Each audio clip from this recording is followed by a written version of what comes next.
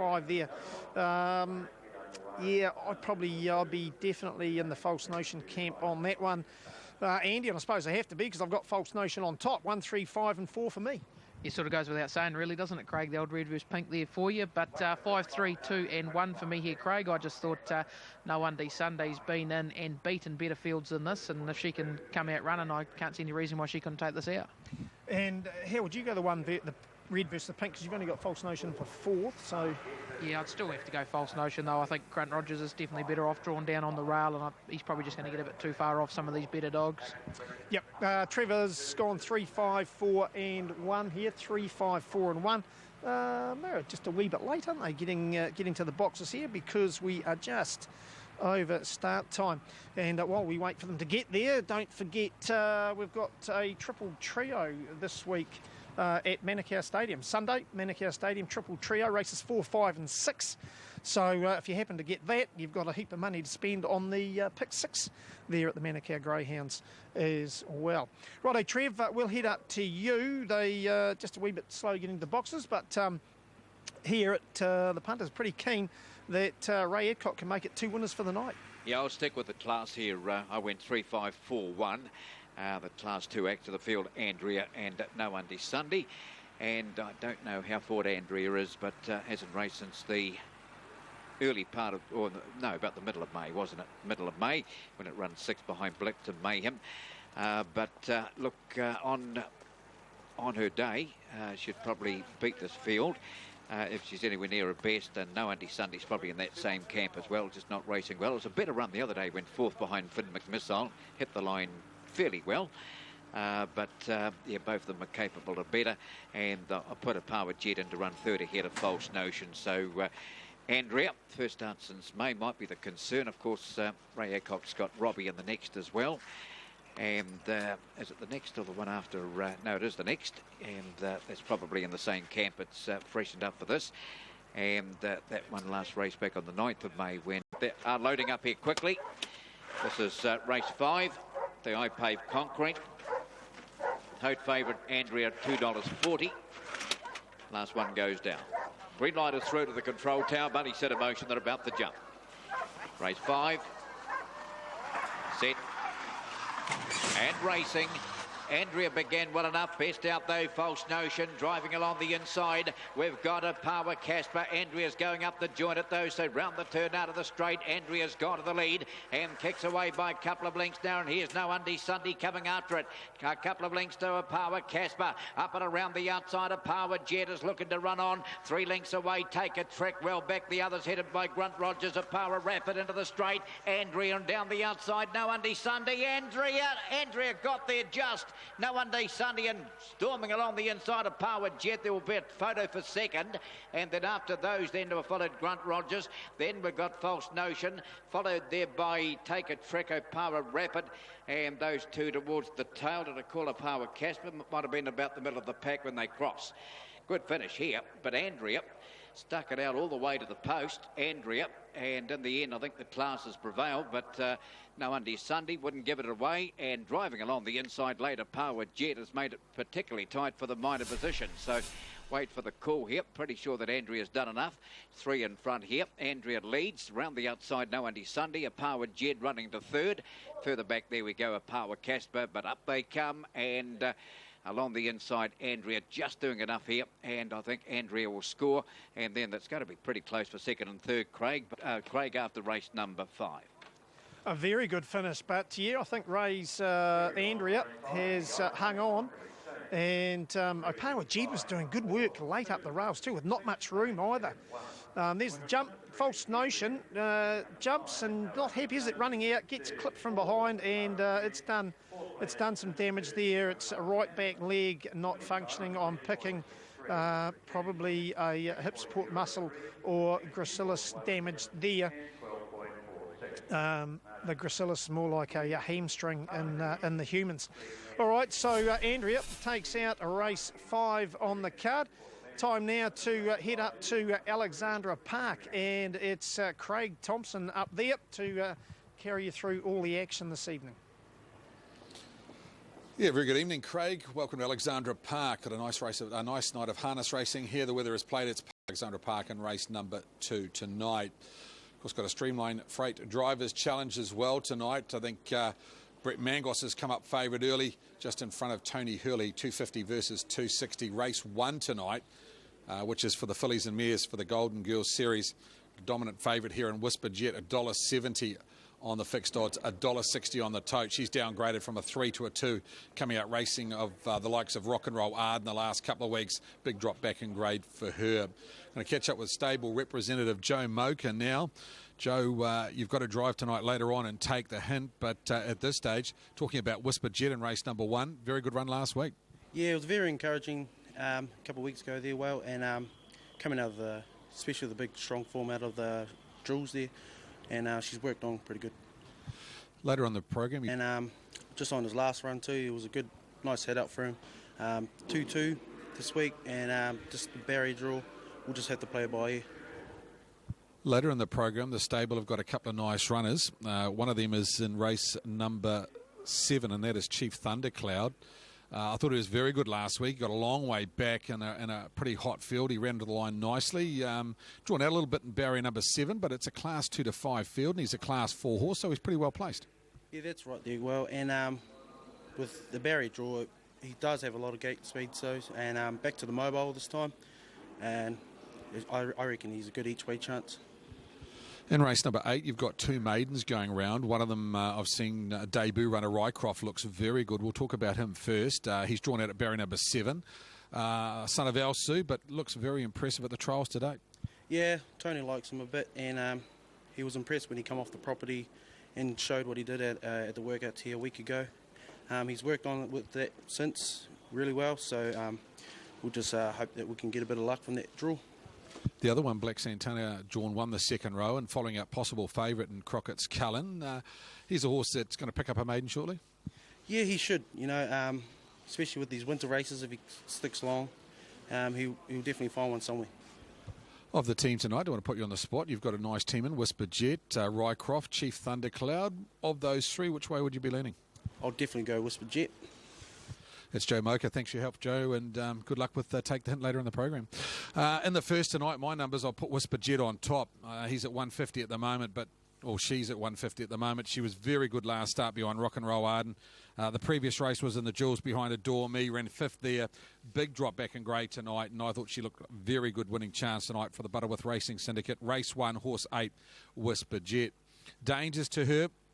I thought Elisa Vita from the inside and Armbro Courage from the second row, runners 1 and 9. As we bring up that Streamline Freight Drivers Challenge, Brett Mangos 250. Well, he's got the book, a pretty good book of drives, the likes of Idle Bones, Crockett Cullen, later in the program, Anna Lee. Of course, he drives Elisa Vita in the first. So 250 versus Tony Hurley. You look at his book of drives. He's got Sun Cheetah, Whisper Jet in the first, Rycroft, a nice 2-year-old, and Chief Thundercloud. So I thought there was a little between those two in the fixed odds. You can actually play both of them and still make a profit. So that's option 531, Brett Mangos, Tony Hurley. I expect them to fight out the Drivers' Challenge tonight. Todd Mitchell, 500 Park at 635, and that is guaranteed at $75,000. So well worth getting involved. Race 2 at Alexandra Park. Then it'll go to race 3 at Addington, and so on. Vice versa. My numbers 8, 9, 1 and 6. Aaron White's numbers in the first are 8, 9, 1 and 5. Very good evening to you, Aaron, with Whisper Jet, a dominant favourite in race number 1. Yeah, good evening to you, Craig. Evening, everybody. Looking forward to the evening's entertainment here at Alexandra Park, the third of 4 of our midwinter Christmas at the Races meetings here tonight. We open up with Heat 2 of the Golden Girls series, and for me, 8, 9, 1 and 5. Whisper Jet was good down at the Jewels, went 5th, had to do a bit of work down there, backed it up with a nice 3rd here. Comes into barrier 7 now with the scratching of On a Promise. The 9 Ambro Courage, made to do a bit of work last week. Morris McKendry gets the inside second row draw. 1 Elisa Vita for Brent Mangos, and put in the 5 Soul Hanover. 8, 9, 1 and 5, a bit of homework for punters. Race 4, Let's Hope, number 11. Brent Mangos to do the driving there, not James Stormont. So Brent Mangos, number 11, Let's Hope, in race number 4 tonight, Craig. And really looking forward to the 6th race on our program tonight. The Trotters, 2,200 metres, mobile, and we have 3 square gators in that race looking for 4 straight victories. And it's not guaranteed that one of those 3 will win that race. No, it's a super field, isn't it? And it's encouraging to see the intermediate grade trotters coming through at the moment. Of course, two of those Southerners, Idle Bones. Of course, Paul Ellis trains in the north with Brett Mangos. Sun Cheetah, Brian Hill up here now in the north, and Tony Hurley takes the drive tonight. Of course, they've won their last 3 starts, and you chuck in the Cambridge horse, and Sun Shield has been absolutely outstanding in winning his last 3 starts. So that is going to be one of the features tonight. Race number 6, it's from the Mobile, Idle Bones, Sun Shield, Sun Cheetah. And behind the Mobile for the... Thanks, Craig. The first of the night to open a double and also a treble. Into the back goes the Yellow Bar Arm, the Breeders' Golden Girl Series, heat number 2. Green light, they're off and pacing. Kill Lady out fast with Elisa Vita and Soul Hanover. Whisper Jets coming out strongly out wide. They're followed by Charming Desire. Ambro Courage getting the run through from the second line. Will Saloon through and get the lead. Get the leaders back here on the back of Elisa Vita as they sweep across the showgrounds turn. 3 or 4 lengths away, Liz Lass, and they're followed by Russian El Sue. 5.8 was the lead time as they pace to the corner. Elisa Vita holding up the lead, coming forward though now the favourite Whisper Jet. In third is Ambro Courage on the inside of Kill Lady as the favourite. Whisper Jet now rolls on to the lead. Charming Desire 1-1. Russian El Sue 4 back on the inside. Then Soul Hanover and Liz Lass back at the tail. 29 and 3 the opening quarter. The Breeders' Golden Girl Series heat number 2, and Whisper Jet, Tony Hurley with the favourite, just trying to get away with a cheap quarter here as they work the stables corner. Up on the outside is Kill Lady, parked in second. Elisa Vita third and trailing. Charming Desire 1-1. Ambro Courage 3 back on the inside, a length away. Soul Hanover, then Russian El Sue and Liz Lass. 32 and 2 was the second quarter. Into the back goes Whisper Jet, did get away with a soft quarter there. Leads by a length over Kill Lady. Elisa Vita's enjoying that perfect run in the trail for Mangos. Charming Desire 1-1. Ambro Courage all dressed up, nowhere to go. 3 back on the inside there, followed by the next is Soul Hanover, then Russian El Sue. Liz Lass looking to take off from the back for Zach Butcher. They turn off the back. Whisper Jet leads 3/4. Kill Lady, Elisa Vita.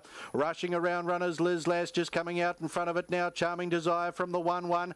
Ambro Courage has something to offer, but nowhere to go. Then Soul Hanover. Russian El Sue, 29 and 6 was the third quarter. They come for home. Whisper Jet, a length and a half. Elisa Vita. There followed Kill Lady, Charming Desire, Liz Lass. Ambro Courage, Russian El Sue looking to get through on the passing lane, but it's all Whisper Jet. 75 to go.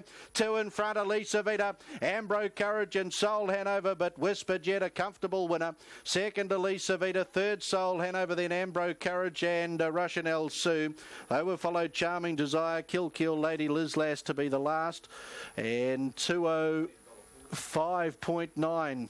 Looks like the overall run. 205.5 will go with last half, and 28.4. Whisper Jet, first favourite on the program. The mare by Jeremy's Jet, Tony Hurley, the trainer driver. Had to do a bit of work in the early stages of the race. Secured the lead at the 1100. Got away with a soft second quarter from there.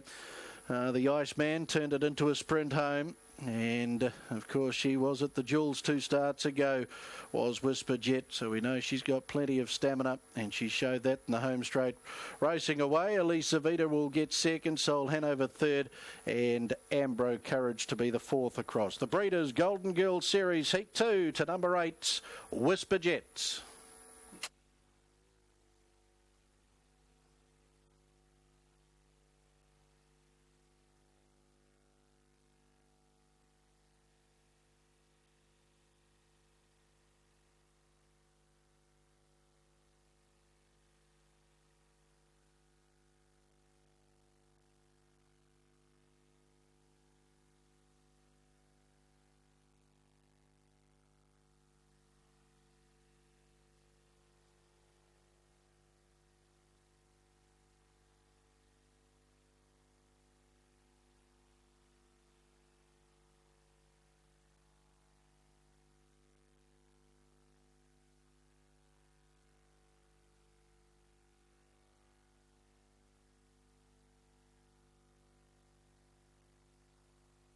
Official placings, race 1, the Breeders' Golden Girl Series, Heat 2.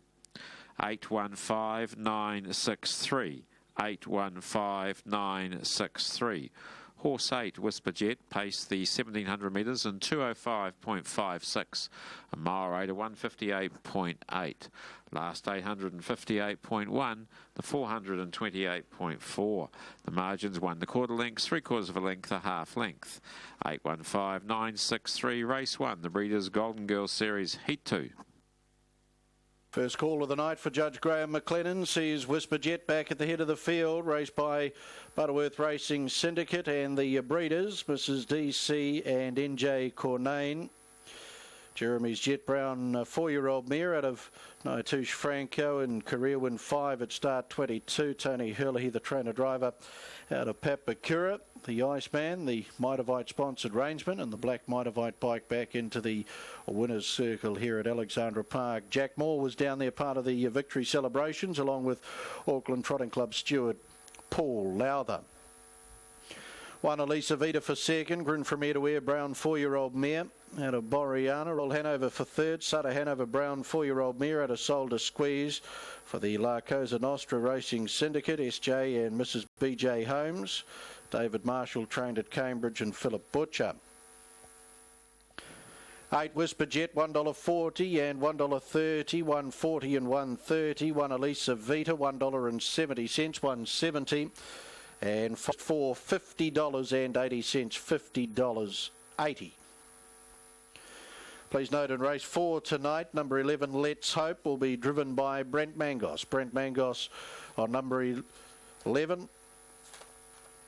They've been Let's Hope in race number 4. So Brent Mangos aboard the 11 in race 4, which will be at 7:35 tonight.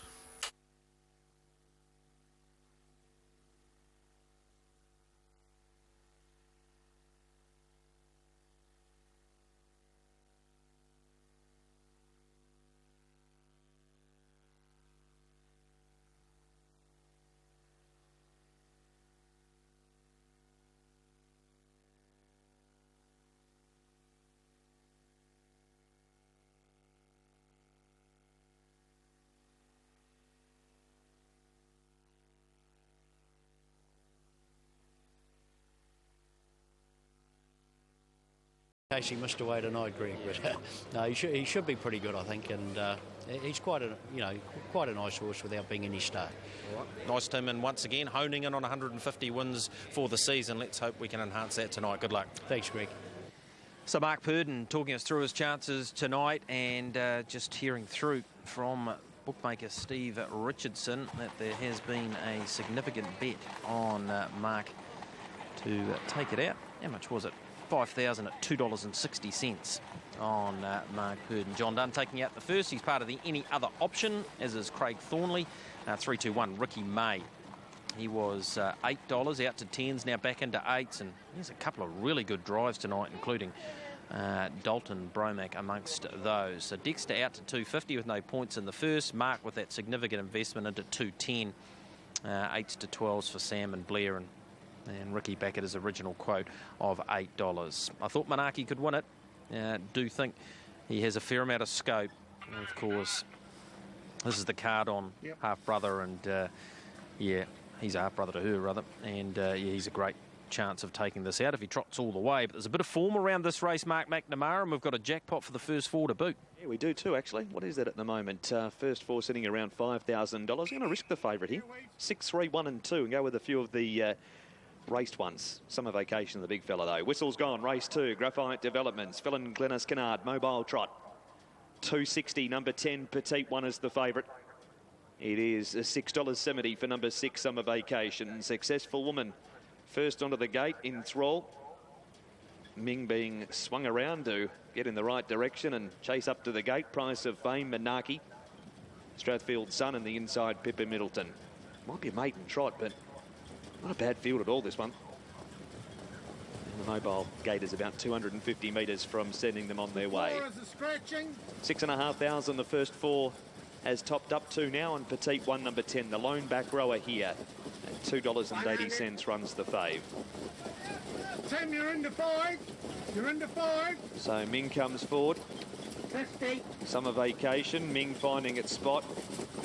25. Just about time it perfectly, Ming. Right. Ready. Green light. And they're racing. And good speed from Strathfield Sun, looking to lead. Out fast two is Ming. Pepper Middleton takes a trail from Monarchy, Price of Fame and Summer Vacation, both a bit wide. 2 lengths in thrall from Successful Woman, and Petite One is last of all. The leader, though, Price of Fame from Successful Woman, and 2 lengths away last is Petite One. Strathfield Sun keen to go, 24.9 the lead time, and it's 4 lengths in front of Pepper Middleton with 1400 to go. Parked up running third, Ming, and in thrall is 3 back the inside. Next, Monarchy around Price of Fame from Success, or rather Summer Vacation. A length and a half Successful Woman on its back, and Petite One is last. The leader past the 1250 metre mark is Strathfield Sun. Margin still about 2.5 lengths on the trailing Pippa Middleton. Parked up Ming, and 3 back the inside is in thrall. Monarchy in a trailing spot around Price of Fame from Summer Vacation. Petite One makes a mid-race move and goes past Successful Woman. First quarter 32 seconds, and Strathfield Sun leads the way. The margin 2 lengths on Pippa Middleton. Running third in thrall, and Ming is parked up. Monarchy left a trailing spot to go out and around Ming. Monarchy is still 3-1 at the moment, though. Price of Fame fall back the pegs, and Petite One started to move when Monarchy did come out in front of it eventually. And Successful Woman and Summer Vacation having a jostle for the back of the 2-year-old, with Summer Vacation winning that battle. Strathfield Sun's off again. 600 to go. It's out by 3 on Pippa Middleton. Once again closing that gap. The second quarter 32-3, the half 64-3. Petite One is now running third from Enthrall. 3 wide Summer Vacation, 5th around Monarchy from Successful Woman, Price of Fame and Ming. Strathfield Sun exits the back, 450 to go, and leads by a length on Petite One. Pepper Middleton's in the trail, waiting for the Stun and Cullen at Pineleaf Farm passing lane. Ricky just easing back in case the leader caves in and he can come off and around. Summer Vacation 4th, and then came Enthrall and Successful Woman as they round the bend. 31.1 for the third quarter. And Strathfield Sun leads. Petite One levelled up quickly and hit the lead. Pepper Middleton getting the Stun and Cullen lane now from Enthrall and Price of Fame. Successful Woman puts a run in 2. Petite One leads. Enthrall's a length away. It's Petite One holding. Enthrall grinding away at it. It's still Petite One though, and Petite One beat Enthrall. Third, I think Pippa Middleton a nose on Successful Woman, who did get a little close at the line. Price of Fame ran 5th, then Strathfield Sun, followed in by Monarchy, who went roughly up the lane. So too Summer Vacation, and Ming galloped on the turn. 10 Petite One, Mark Purdon 261. 10 has done it easily enough at the line. 8 Enthrall at 570. Pippa Middleton might cling on for third. This little nudge by Successful Woman, is it going to see her a Successful Woman? Not sure. Last quarter is 29.7. Last mile is 25.1.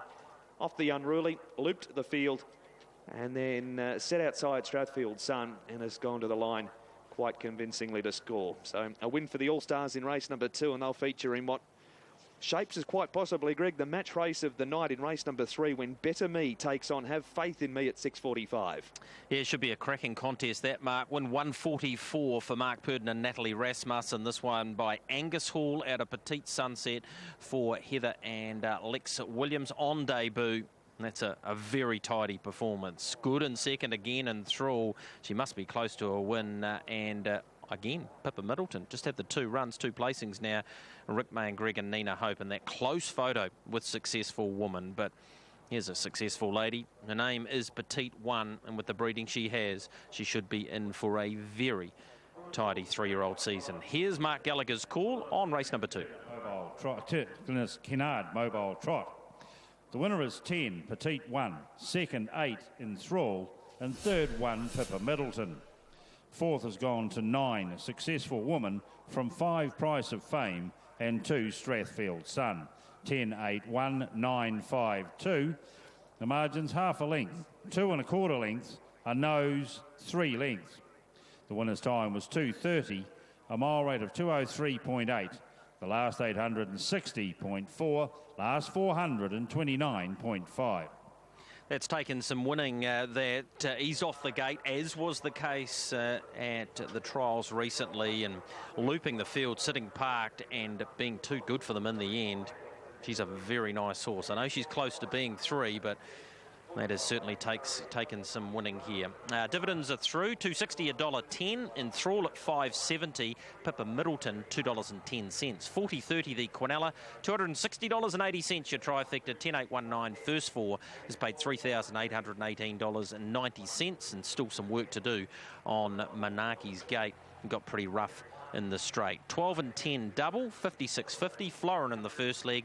12.8 concession has paid $66.10.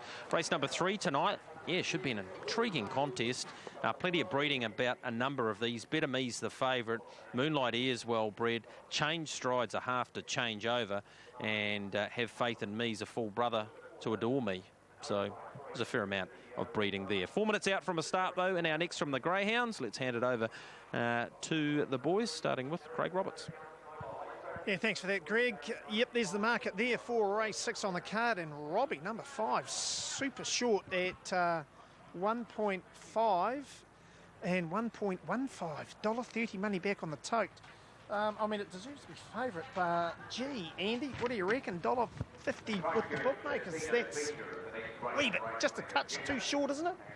Probably is a bit short there, Craig. It's actually $1.70 this morning when I had a wee look, and so obviously the punters have come forward a wee bit there, and did spy him trialling very, very nicely on Monday here, going post to post. So obviously a few of the looking like Ray Adcock can get his third winner for the evening.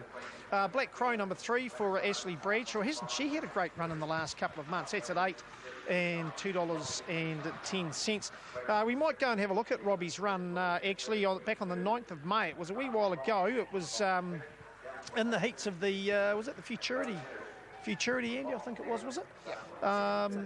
Heats of the Futurity. Comes out of box 4, so have a look at the dog in the blue rug. Gets up to win.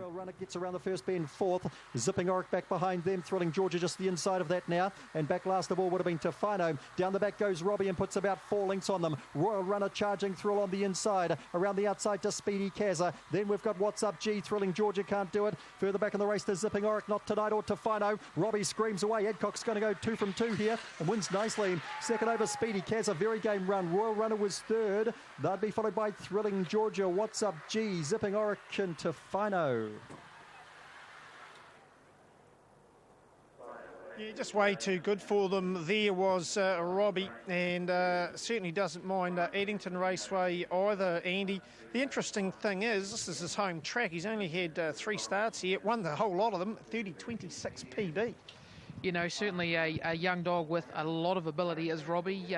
Has had his troubles, though. He's won that heat up at Wanganui and then was scratched out of the final. We haven't seen him since. I do believe he had slight hock troubles there. So, you know, he's had his trouble, but that trial on Monday certainly tells us that he's back somewhere near his brilliant best. Yeah, a sensational trial on Monday for Robbie. Red vs Pink, Botany Prancer, 225, his lordship at 155, and it was only 2 starts ago we saw his lordship win the restricted age race here, and it bolted and made a flyer. It normally doesn't jump, does it, that well, but on this occasion, more or less straight to the front, and cleared that one by 4 lengths, 30.45. You know, he's certainly got ability, Craigie. As you said, he does tend to be a stride slow out of the boxes, and has cost him a lot of races so far in his short career, and you know, he's certainly got the ability. If he was to come out again like he did 2 starts ago, there's no reason he couldn't give Robbie a bit of a run for his money for a bit of it. Yeah, 5, 8 and 2 for me. I did have no certainty in there, but that's scratch. You've gone 5, 3 and 8. You obviously had no certainty in there as well, yeah. So either way, looking like Robbie wins this one. Yeah, box 5, not the best of draws, is it, box 5? But I think he's got the pace to overcome that, and $1.60 on the tote now for Robbie. Any other runners in there? Opawa Elby, Andy. Look, he's a handy wee performer, but just Addington, just not his favourite track. Yeah, no, he certainly is better probably down at Invercargill and to a lesser degree Dunedin as well. And yeah, I think he's probably just a level below a couple in this. Yeah, all right, Trev, we'll head up to you. You've got Robbie on top as well, and Ray Adcock shooting for 3 in a row. Yeah, Robbie on top for me. I think he's beautifully drawn. Hasn't been beaten from boxes 4 and 5. It's had 5 starts from those 2 boxes, and he's won the lot. And look, the way he won out there at Wanganui. Look, the only thing that'll beat him here is fitness. He hasn't raced since the 9th of May. And that's about the only thing that'll get him here. Look, the way he beat Speedy Kazza and Royal Runner in that was the heat of the maturity, wasn't it? And it was a much harder race than this race here. So look, that's about the only worry is his fitness. If he's ready to do the business, he'll be winning. Don't worry about that. Robbie, I've got him on top. I put in 3 Black Crow. And because I didn't know how forward Robbie would be, I made his lordship my each-way value because it's a dog that I've been sort of tipping. It's been missing away.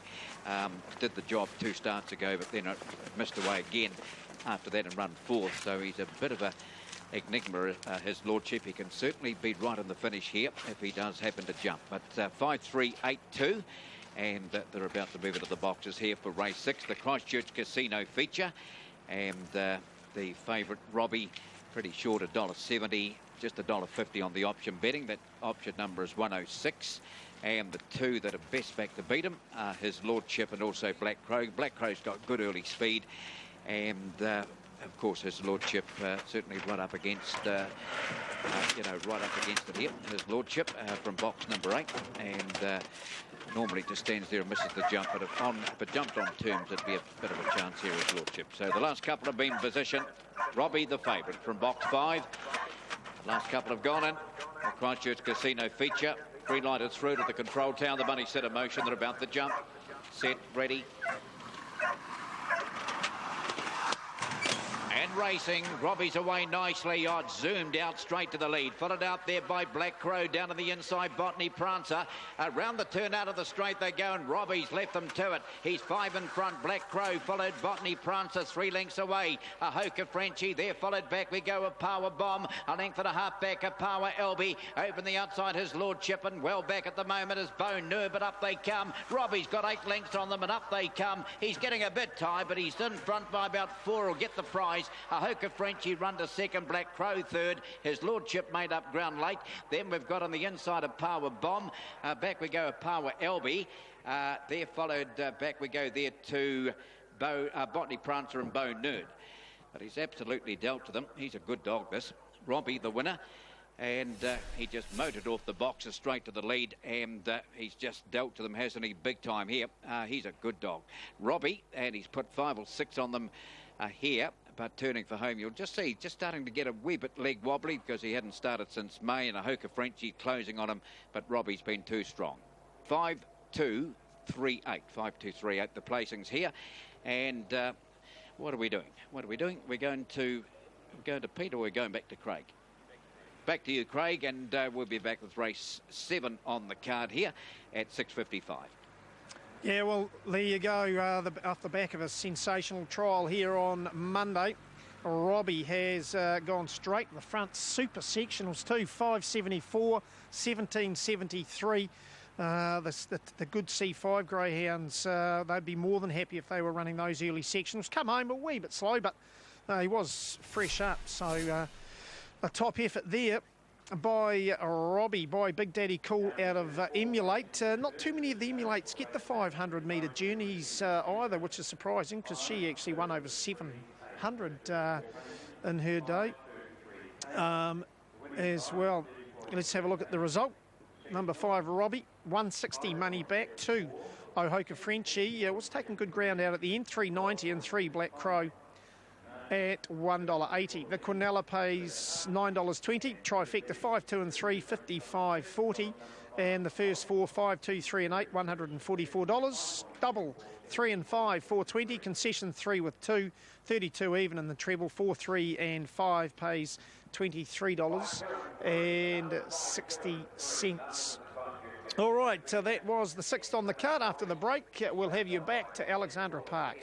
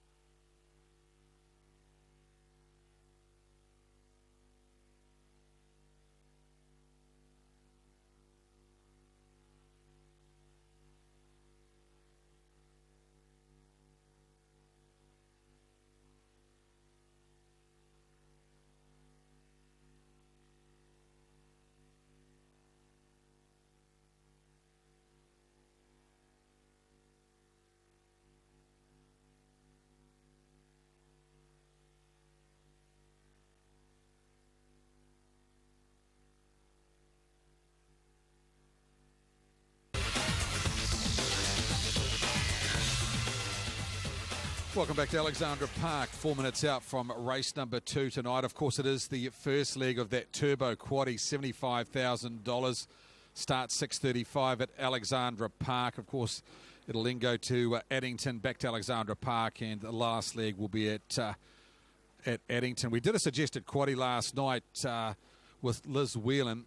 First leg 3, 6, 8 and 10. That's Al Bundy, very smart trotter. This unbeaten to date at the trials and workouts. 6, La Maitre D, 8, Lady J, and 10, Cool Sun. Second leg is 4 and 11. That is at Addington. Runners 4 and 11 in the second leg. That is Bet On Me and Have Faith in Me. The third leg, 1 and 8. 1 and 8 in the third leg. And the last leg, 6 and 8. That's a $24 spend. Gives you a 75% return. So get involved in that.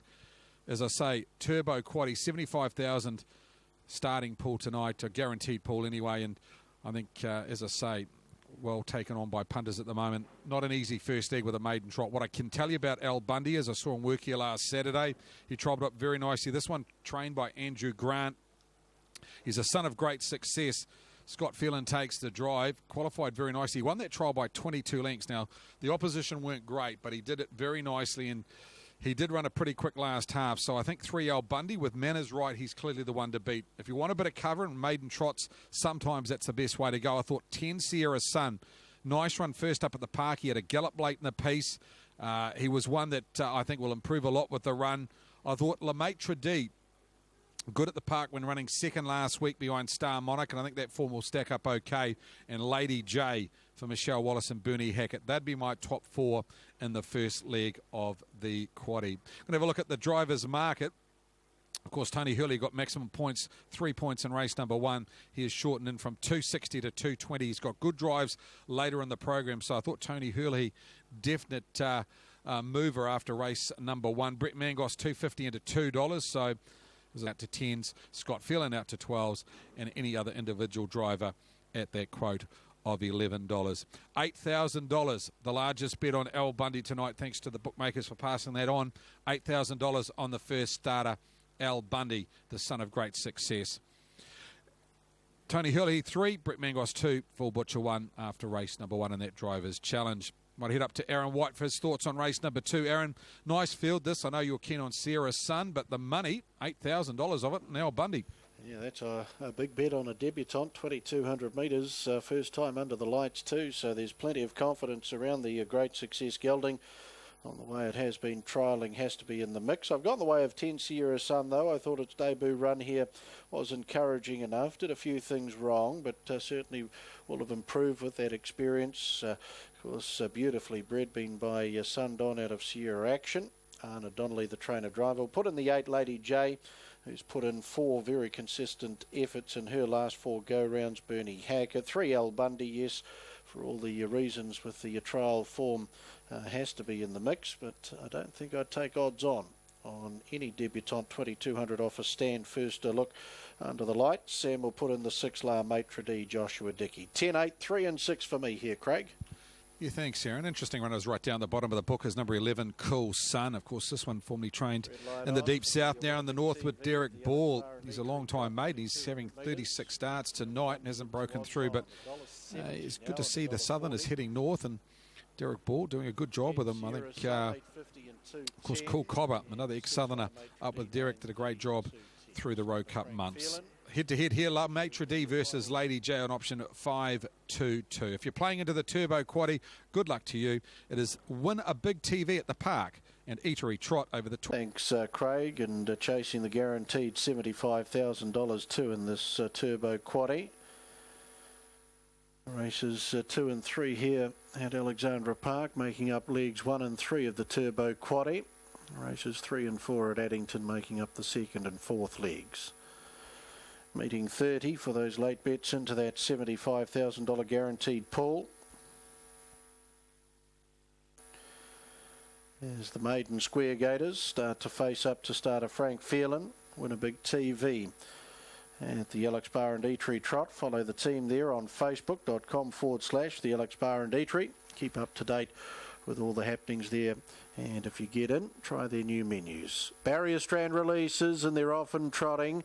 El Bundy, the favourites, away safely, slowly but safely on the journey. Off stride early was Philadelphia H, and the other Square Gators down and trotting with the early wicket, getting away to an early lead of 5 lengths over La Maitre D and Night in Paris, Lady J, then Belle Gabby. Now the favourite, El Bundy, galloped inside the first 150, and he's now back clearly last. Belle Gabby's 5th. That's followed then by Sonny's Little Whiz, further back Sierra Sun, 4 lengths away in the field then to Cool Sun. That's followed then by stablemate Philadelphia H, and after the early mistake, and he's trotting slowly now, El Bundy back at the tail too, as they trot up into the back, and another one made a mistake working into the back, and that was La Maitre D.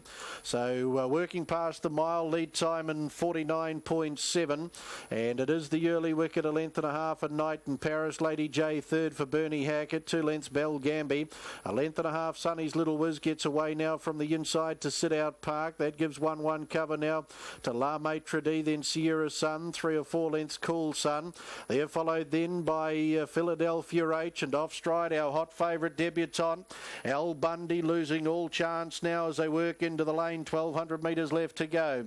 Winnebig TV at the Alex Bar and Eatery Trot, the first quarter in 33.6, and the leader is the early wicket. Leads by a length, coming away from the markers to Sit Parked as Lady J, and a Night in Paris secures that lovely run in the trail at the bell. 1-1 is Sonny's Little Whiz, and 3 back on the inside Belle Gambie as they work the stables corner. La Maitre D has the back of Sonny's Little Whiz, 3 back in the running line. They're followed by Philadelphia H on the inside of Sierra Sun, a length and a half away Cool Sun, and El Bundy, he's 10 lengths away last, 800 metres left to go. 32.2 the second quarter as they trot up into the back. The early wicket, a length over Lady J and Night in Paris, trailing 1-1 Sonny's Little Whiz. Belle Gambie 3 back on the inside of La Maitre D, Sierra Sun. He's travelling well enough back, 3rd last of the main pack. On his inside Philadelphia H, and they're followed then by Cool Sun, and 6 lengths away El Bundy, 500 to go. The early wicket now getting to it, Lady J, as they trot to the 400 metres. Sonny's Little Whiz gets out of the 1-1 and out wide of La Maitre D. Sierra Sun's running on, and then a Night in Paris, the quarter down the back, and 30.2. Where the early wicket to bring them for home over Lady J. Sonny's Little Whiz at them, 3 wide. Sierra Sun's cutting back to the inside, then La Maitre D inside the 150. The early wicket leads on the outside. Sonny's Little Whiz, Sierra Sun, Sonny's Little Whiz gets up on the outside, and out of the former Queen of the Park in our Sonny Whiz. Sonny's Little Whiz will get her first victory tonight. Beats out second, the early wicket, Sierra Sun 3rd. They were followed in then by La Maitre D and Philadelphia H hitting the line nicely. Further back, Belle Gambie. They were followed Cool Sun, a Night in Paris. Lady J galloped in the home straight. And El Bundy will be the last one through. 256.2 with a final quarter of 30.4. And didn't we see some wonderful victories from this little girl's mother over many seasons here under the ribbon of light at Alexandra Park? Well, Sonny over the early wicket. Sierra Sun a tidy run for 3rd, and La Maitre D will be the 4th over. Nice run too, Philadelphia H. She's beautifully bred too. Out of Martina H. Still did a couple of things wrong tonight, but she's hit the line nicely there for 5th, the Black Booker out of the race. Winnebig TV at the Alex Bar and Eatery Trot to Sonny's Little Whiz, number 1.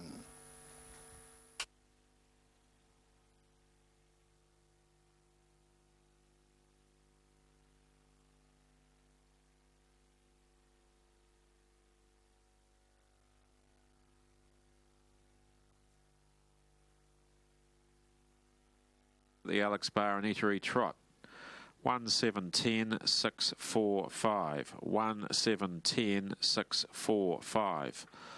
Horse 1, Sonny's Little Whiz, trotted the 2,200 metres from a stand in 2:56.28.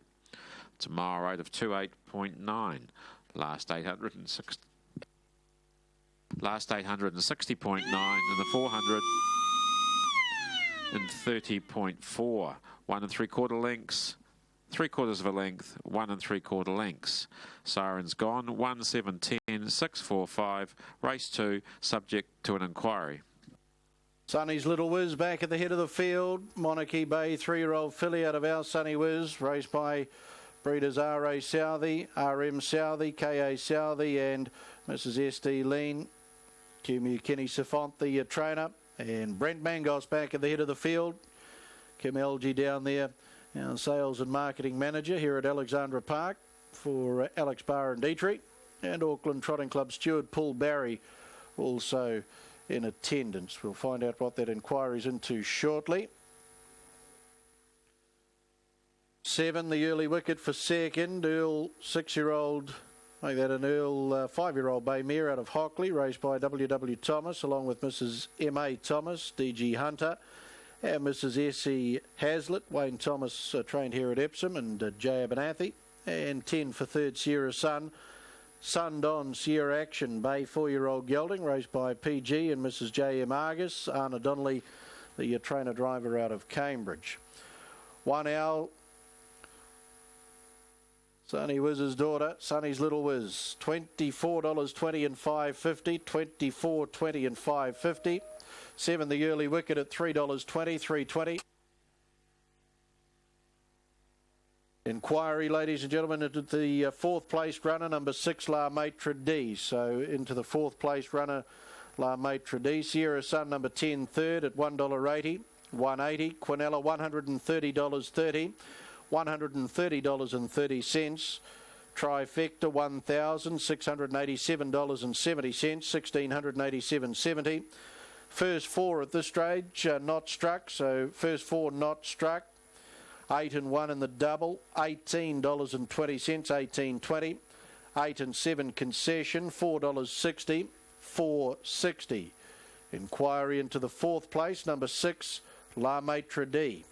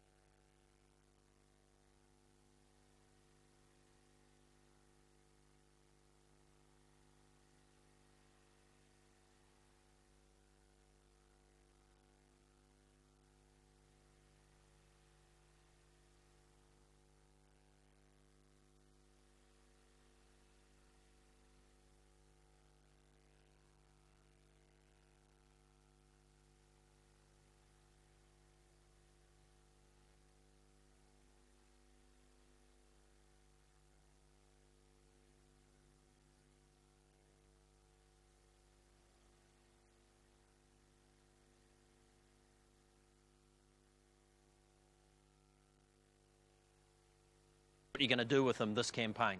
That's exactly right. We'll just get through tonight and see how he goes and then assess things from there.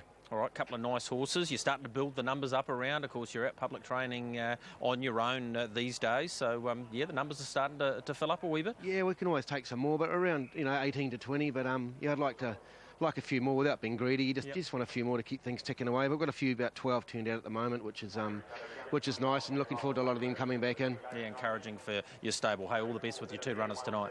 Thanks, Gregory. There he is, Brendan Hill.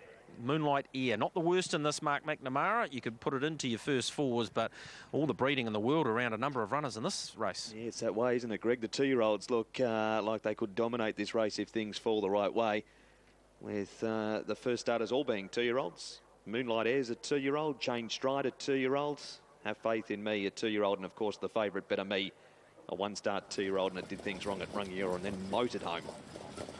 Third race, Marriott Chartered Accountants Mobile, 8 scratching of number 3, Damon Runyon. 5 Lavura also is out, and a field of 10 to run in this. Smart Campbell drawn the inside, Santana Magic in 2. Better Me will start from the 3 gate now, but carries the 4. Mobile to the back. Armbands with Natalie Rasmussen on Chain Stride. No armbands with Mark Purdon on Have Faith in Me. They're away. And gate speed from Chain Stride off the outside of the arm. It's looking to cross them all. Moonlight Air's just punching up a bit, but Chain Stride's going to get over here. Santana Magic settles down 3rd, and in 4th spot is Better Me. Smart Camwood is 5th the inside from Westburn Jewel, and a length and a half Native Caesar. Then Miss Badlands from Have Faith in Me, and a length and a half to He's a Swinger. Chain Stride, great turn of foot off the gate, leads a length and a half. Moonlight Air's running 2nd, and 2 lengths away 3rd is Santana Magic. Parked Up Better Me fourth around Smart Camwood. Next is Westburn Jewel, followed by Native Caesar and Miss Badlands. Coming out 3 wide is Have Faith in Me for a run, and last of all is He's a Swinger. 23.8 for the lead time, and it's Chain Stride and Natalie Rasmussen by a length and a half. Moonlight Air's running second, and Parked Up Better Me third, and 3 back the inside is Santana Magic. Have Faith in Me 3 wide circles by Westburn Jewel. Smart Camwood's 4 back the pegs. He's a Swingers on the move. Native Caesar is second last, and 2 lengths away last is Miss Badlands. Out of the straight they go. First quarter 32.9, and the leader is still Chain Stride. On debut, this son of Rock and Roll Hanover leads by a head. Better Me goes up to put it to the leader now. Moonlight Air follows the speed third, and 3 wide is Have Faith in Me. In between horses, Westburn Jewel and Santana Magic is 3 back the inside. He's a Swinger 3 wide and 1 back. Native Caesar's between runners. Smart Camwood second last in a packed field, and Miss Badlands is last. The leader is still Chain Stride. Better Me had a good look at it in the turn into the back, but couldn't get over and is a half a length away second. Moonlight Air is running third, and Have Faith in Me, no trail, 3 wide fourth. Westburn Jewel is between horses, and He's a Swinger follows Have Faith in Me. 3 back on the pegs is Santana Magic. Next is Native Caesar from Miss Badlands and Smart Camwood. 31.4 the second quarter, 64.3 for the half. Chain Stride leads the neck. Better Me. Have Faith in Me's the neck away and 3 wide, but has the earplugs out. Then came Moonlight Air, Westburn Jewel, and He's a Swinger. Third quarter in 30.9. Leader is Chain Stride. Better Me's under immense pressure. Have Faith in Me's out after the stablemate. Moonlight Air's over on the Stun and Cullen lane. Still Chain Stride, though, 100 metres to go. Have Faith in Me. They're going to run a very slick last 400 metres here, and they're not going to beat the leader. Chain Stride will get in by a length and a half. Have Faith in Me. Moonlight Air's run third, fourth Better Me, then He's a Swinger. Native Caesar, Miss Badlands, Westburn Jewel, Santana Magic, and last in a Smart Camwood. Chain Stride, number 9, at 11.50 and 170. How often do you get that about an All-Stars runner? 11 Have Faith in Me sat 3 wide without cover for the last lap and a bit, 110. And 7 Moonlight Air at $3.20. Boy, they were moving inside the 200 metres. Rock and Roll Hanover out of Changer 2-year-old. 27.4 is the last quarter. 2.6 for the last mile. Led from what became barrier 8. That's no mean feat, especially for a 2-year-old. And the second horse has gone just as good as the winner. And it's those colours again to the fore, Greg. But not often do they pay $11. No, he's a lovely horse, this guy, by Rock and Roll Hanover out of Chang'e, making him a half to the 2008 New Zealand Cup winner and changeover, owned by the Kennards, bred by Rob Carr and Don Kirkbride. They have remained in the ownership, along with FWR Gillen and CR Nola. Win 1, start 1, this 2-year-old. A very good performance from the outside gate. Game Run, Have Faith in Me. He did a power of work wide on the track. Moonlight Air, who showed good gate speed early, and Better Me. That inquiry, Alexandra Park, has been dismissed. The inquiry has been dismissed. Mark Gallagher's call, and then Craig Roberts to pick up on the other side. Chain Stride. Second, 11, Have Faith in Me. And third, 7, Moonlight Air. Fourth has gone to 4, Better Me. From 10, He's a Swinger. And 12, Native Caesar. 9, 11, 7, 4, 10, 12. The margin's 1 3/4 lengths. 3 lengths, a long head, 1 3/4 lengths. Winner's time was 2:26.3, a mile rate of 2 minutes, 0.8. The last 857.9, last 427.2. Chain Stride, number 9, too good for them there. 11.50, 170. 11 Have Faith in Me at 110, and 7 Moonlight Air 320. Quinella pays 980. Trifecta 250, 270 in the first 4. 9, 11, 7 and 4. $705.50. We had the treble. 12, 10 and 9. $288.60. There is what will be a very cold Natalie Rasmussen coming back there with that horse. She's got no gloves on either. Gee whiz. She's probably well used to the cool winters here. I suppose she's had 1 or 2 by now anyway. All right, there's a replay of them coming up the straight. You can see Mark Purden knew he wasn't going to get the lead up. And a Quinella there for the Purdens. There she goes, sitting there quiet as a mouse. And, yeah, nice win. It's good money too for the Purdon barn. Don't see them paying that sort of money that often. Righto, we have a race 7 on the card for the Greyhounds. Jawler, number 8, pretty warm, 1.7, 1.4, $1.60 money back, one of 3 Fahey runners going around here. The other couple have, one of them has, they both got a wee bit of support. Idle Girl at 9 and 2.2, that's number 6, and number 5, Opawa Amy at 10 and 2.2. Hasn't drawn ideally there with the other 2 runners. Jawler out of box 8, got a good record there, 4 starts, a win and 2 placings. All right, we might get to we might get to Dave Fahey's interview because we've got a few runners to get through here. Earlier on, I caught up with them. Righto, Dave, race 7 on the card. You've got 3 in this as we lead into the big ones tonight. First of all, we'll start with number 5, Opawa Amy. Shows a good bit of pace, just got nutted last start. Yeah, she's improving all the time, and yeah, I think a bit of her, and I think she'll be quite good dogs next season. Yeah. Idle Girl comes out of box 6, and it's PB's not super here, but does show a lot of pace. Yeah, she just got over a season. She won on Tuesday at Dunedin, so I expect her to keep improving now. Yeah. And number 8, Jawler, I think this is a pretty warm favourite. Just went okay first up in New Zealand, but I'm pretty sure you've put the polish on and you'd be expecting a big run. Yeah, we got stung a wee bit last week. She trialled really good previously, but yeah, so hopefully she can do it tonight. Box 8, you're quite happy out there? She seemed to be heading for the rails, so yeah, hopefully she can clear them. Yeah. And now we go on to race 8, the Barron Supply South Island Champs, and the Greyhound that everybody's talking about at the moment, Dream Collector. Box 5, doesn't really matter where he draws, does it? Oh, I'd rather he was inside or out, but yeah, it's pretty hard if he's got to go around 7 dogs in a group race. So yeah. Have you? In my mouth. Yeah. Have you been doing any box practice with him, or are you just not worrying about it? No, he's too crazy for that. You just got to hopefully he can click one day and jump. Yeah, well, I mean, I guess, as you say, he can't keep giving them a start, can it? You're probably a wee bit worried that one day he's going to get some traffic trouble that's going to terminate his chances. Yeah, well, he's had a lot of luck really getting through the field lately, so yeah, hopefully he can get it again tonight. Yeah, well, he's pretty warm favourite, and I think only bad luck beats him, that's for sure.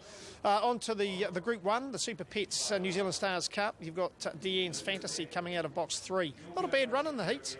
Yeah, she's honest. She does everything right. She jumps and battles away, but she's probably only running for 3rd or 4th in that field.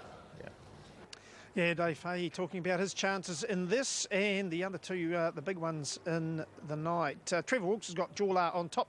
I think we heard Dave say in that interview they must have had a bit of a crack at it last week, Andy, and they'll be looking to get some money back tonight. You know, I'd say so, Craig. I'm pretty sure this Greyhound trialled here against Cracking Chain the week before he had his debut and beat Cracking Chain by about 3 or 4 or 5 lengths to the back marks. So obviously got a ton of speed, and in a field that isn't overly strong, you would just probably expect him to be winning this, really. Got a bit of age on him too, an October 11 whelp, so well, not a lot of age, but is probably towards the older end of an import, I guess you would say. But yeah, look, he does possess a lot of speed, and $1.70 on the tote. Probably the box 8 stats are good, so it's probably not too bad of money. I don't like backing them that short myself, but what I like, I've got that in for second. Second to Finn McMissile last Tuesday at Addington. Chance for you? Yeah, I've chucked it in for second, Craig. You sort of have to on the back of it. It's the only other C5 runner in the field, and does possess a bit of early speed too, what I like. So if he can get somewhere near the early pace, I thought he was half a chance as well. The money's interesting for Opawa Amy because I backed it on the tote, 10 on the fixed odds, and Dave sounded like he's got a bit of time for it as well. You know, she always seems to go out short, Opawa Amy. Pretty sure this was the one that was in the Oaks as about her 3rd start as a maiden runner, so Dave's obviously got a very, very high opinion of the dog, and yeah, it'd be good to see her show her best. All right, over start time here, Trev, we'll head up to you. Jawler, hot favourite here.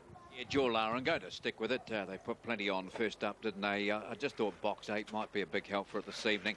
There's plenty of early speed, though, inside. The likes of What I Like. My Squizzy can jump and run, and so can Idle Girl. So, look, it's going to have to be on its game. But, no, they backed it last week and left it in the bag. We'll just see what happens this time. But Jawlar, the hot favourite from box 8. The last couple are in. The green light is through, and the bunny set a motion. They're about to jump.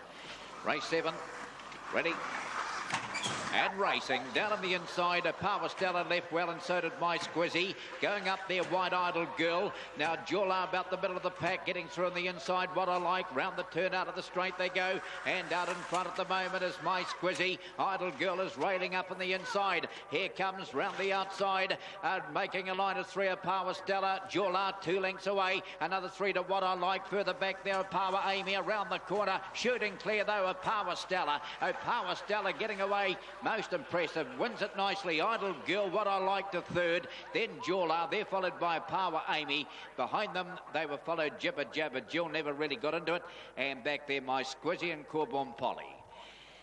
There's race 7, but this has been pretty impressive. Power Stella coming away to win it easily. Power Stella, and that right up there, Idle Girl, and My Squizzy. And the outside of those is Jawlar. Not that brave at the end. We haven't seen the bitch get to the front as yet, Jawlar, but again tonight there was beaten for early speed and just battled over the concluding stages. But all honours with the winner, Power Stella. And let's join Pete with the official result of race number 7.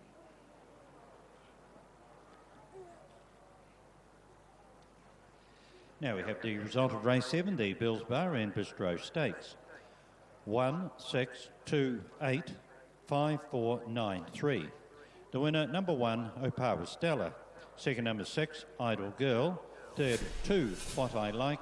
The fourth placing to number 8, Jawlar. The winning time was 30.33. A lead up of 5.82, 18.04 the midsection. The strong run home of 12.29. Margins, 2 3/4 lengths, 3.5 lengths, 1 length. So race 7, number 1, Power Stella. Too good for them there. When you reel off a last sectional of 12.29, you are not going to get beat, that's for sure. 1 Power Stella pays $17.90 and $2.90. 6 Idle Girl at $1.90 and 2 What I Like at $1.70. $61.50 the Quinella, $440.90 for the try. First 4, 1, 6, 2 and 8. $1,243.70. Impressive run there by Power Stella, by Big Daddy Call out of Perfect Token. Beautifully bred is Power Stella. All right, we're just under 6 minutes away from Alexandra Park. We'll be there after the break.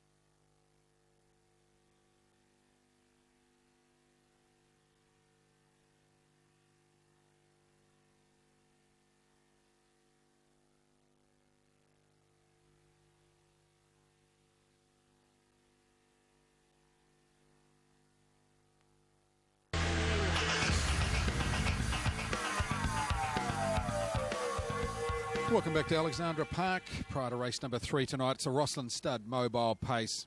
This one for the junior drivers. Got a dominant favourite here. I thought tonight there was a couple of good bets. This was one of them. Horse 8, the Bucket List. I know he's a horse that's promised so much and backed and beaten on many occasions, but this is a massive drop back in class for him. He was racing last week the likes of Norvik Night Owl in the Class 3 to 7 company. He was actually racing out of his grade. Tonight he drops back to a Class 1 and 2 field. This race penalty free for the junior drivers. Shane Butcher takes the drive. Shane's been in great touch at the moment. Of course, drove Kippenberger for John and Josh Dickey and Sunny Vacation to win last week in the junior drivers race. He drives the Bucket List. I think looks a very good bet, even at the $1.90. Dangers, well, ideal flyby from barrier 1. Sean Grayling takes the drive. This horse ran third first up at the park last week behind Christy Brianna. Was a nice run too. It only had the one workout leading into that run, so will benefit a lot from it. Has gate speed, drawn barrier 1, and I expect it to go forward. So I thought 8 the bucket list, 1 ideal flyby the way to go here. Outside those top 2, Franco Nico and First Home, barriers 6 and 7. Franco Nico, first hint of form with a good third last week at Auckland after leading them up. Got run down late by Russley Haste, and First Home came from a long way back after drawing the outside of the front. I thought an eye-catching run. I marked them 8, 1, 6 and 7 in the junior drivers. Brett Mangos backed into $1.60 in the Streamline Freight Drivers Challenge now from $2.50. He has had a second and a win. Will be on 5 points at the moment. Tony Hurley, $2.60. And then we're getting out to double figures for the rest. Todd Mitchell, Peter Ferguson, Scott Phelan, and any other individual driver. Brett Mangos, Tony Hurley, they dominate the Drivers' Challenge after the 2 races so far. Tony picked up 3 points in the first. Mango is on 5 points with Elisa Vita and a win on the roughie. Sonny's Little Whiz at odds of $25 doing some damage in that turbo quaddie. On screen at the moment, horse 8, the bucket list. The money has come for him, $6,000 at even money. The best backed runner in race number 3 tonight, horse number 8. He's been racing very, very good form, of course. The races that he's come out of, Lance Wood Lizzie 2 starts ago, that was a New Zealand record run. They went 3:21, and last week in the race behind Norvik Nightingale, as I say, he was only a C2. He was racing out of his grade in a 3-7. There's that Drivers' Challenge. Brett Mangos on 5, Tony Hurley on 3.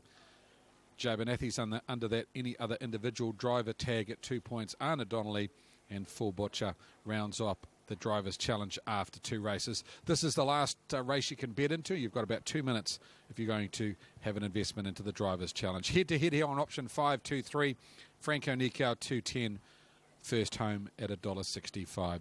Aaron White, the bucket list. I know he's been backed and beaten plenty of times, but for me, tonight, he looked one of the bets of the night. He certainly does, and he was touching $2 for a time. He's into $1.80 now. I thought he'd be a lot skinnier than that too, the son of Christian Cullen, considering this being a junior drivers race too, so up for a free victory here as well. He's had the 5 wins from 28 starts. He's had a further 11 minors. I know he's got to come from barrier 8, but his form, considering that he was third in the Thames Cup just at his last start, and that's been frank because the runner-up in the Thames Cup won her next start down at Cambridge, and so the form coming through that Thames Cup certainly good indeed. That been Heart of Jesse, who was runner-up. So the bucket list here in the juniors race, I thought he'd be a lot tighter. He was one of my bets of the night here. We've put in the 1 ideal flyby on the back of her good fresh placing in the first of the Golden Girls Series heats last Friday night. The 6, Franco Nikau, back into form. The 1, the 6 and the 7 to open a double.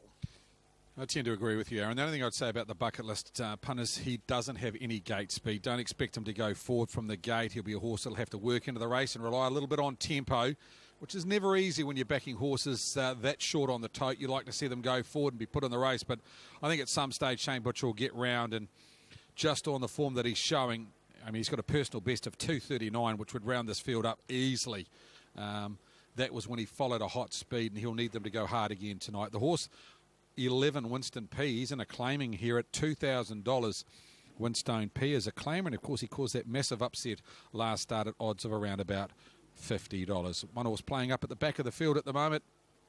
Then behind the mobile for the 3rd tonight, the Rosslands Mobile Pace. Your favourite will start from the outside gate. Craig, and take the hint as galloping in the score up. Winstone P also had a gallop. He's about half a dozen lengths off the back of the Winstone P, and take the hint, losing all chance with a gallop halfway through the score up here. We'll have to chase down hard, but he's going to miss the start by the best part of 20 lengths as they work into the home straight. Rosslands Mobile Pace 2200. Green lights, they're often pacing. VC Dell's out fast, as to Franco Nikau. Ideal flyby punching through on the inside to try and retain the lead and hand up to Franco Nikau, which Sean Grayling will do now as they work the stables corner. How's that through to 4th and 3 back on the inside, then First Home on the outside of Winstone P. Flying Louis back in the field, Pacific Rapture and the favourite, the bucket list, just having a wee bit of an argument over the same piece of territory. How's that? 3 back on the inside and sitting out Park VC Dell. Winstone P is 4 back against the markers. 1-1 first home and Andrew Vent. Pacific Rapture back on the inside for Salish Abernathy. They're followed by Fly and Louis. The bucket list and Shane Butcher back second last. And back last is Take the Hint and Joe Mocha. Lead time in 44. 1,400 metres left to go. And Franco Nikau, length and a half, Ideal Flyby. VC Dell is parked in third for Andre Potama. And fourth and 3 back on the inside. How's that? And Jack McKinnon as they work into the lane. They're followed first home. About to spring out of the 1-1 is coming forward as the bucket list. Winstone P got away from the inside there. Back over on the inside now, taking up that spot against the markers was Pacific Rapture. Flying Louis back now second last for Dylan Ferguson. And joining the 3 wide liners, Take the Hint. The first quarter in 32.6. Rossland's mobile pace for the juniors. And the leader is Franco Nikau, length and a quarter, Ideal Flyby. Getting into the race now, first home. Also the bucket list around VC Dallin back on the inside then to How's That. They're followed by Winstone P and Jacob Wallace as they pace into the back. Pacific Rapture's back in the field with Take the Hint and Flying Louis. 30-1 the second quarter. Down the back straight they fire. And the leader Franco Nikau over first home. The bucket list getting onto the scene quickly now, 3 wide. Ideal Flyby's had an economical run in the race there, followed VC Delland out wide of Winstone P. Back on the inside to How's That, then Flying Louis, Take the Hint, and Pacific Rapture. 400 left to go, third quarter in 28.4. And running on to the lead now, first home. From on the inside, trying to fight back is Franco Nikau. The bucket list is right there. Ideal Flyby waiting the passing lane, then VC Dell and Winstone P homeward bound. First home with the bucket list. Ideal Flyby up the inside and out wide of Winstone P and VC Dell. The bucket list. Ideal Flyby charges through on the passing lane though for Sean Grayling. And there's our winner. Ideal Flyby beats the bucket list. First home third. Flying Louis made up many lengths in the home straight to nab fourth over VC Dell and back on the inside to that gorgeous run in transit. Did Ideal Flyby, Sean Grayling, and 2:45.1 the overall run. The final quarter in 30 seconds. Whizzes up the passing lane to take the Rossland's mobile pace over the bucket list. It was caught 3 wide for the last 1,100 metres of the trip. He's fought on bravely for second. First home. Mere win 3 at start 9.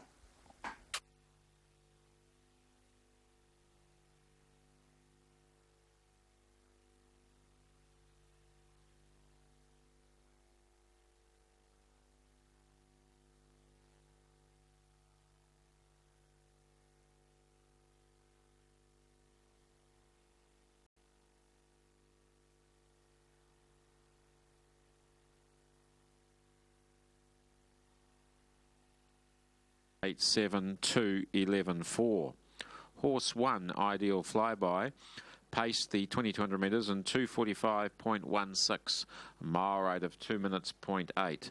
Last 858.4, the 430. The margins, 1 1/2 lengths, 1 1/4 lengths, a half neck.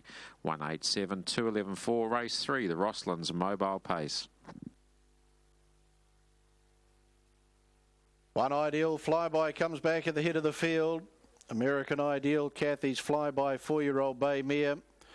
Raced by DJ Bublitz, Mrs. A. Bublitz, along with Mrs. L. Grayling and the breeders of the horse, I.D. Bublitz and Mrs. J.I. Bublitz. Congratulations to you. Career win 3 at start number 9. Finished third in the first of our Golden Girls Series heats last Friday night. She's come through that in fine fettle to win second up this campaign. Sean Grayling doing the driving for Father Tony, and Tony training at Pukekohe. Kerry Hoggard down there, part of the victory celebrations, along with Auckland Trotting Club steward and life member Murray Goldsworthy.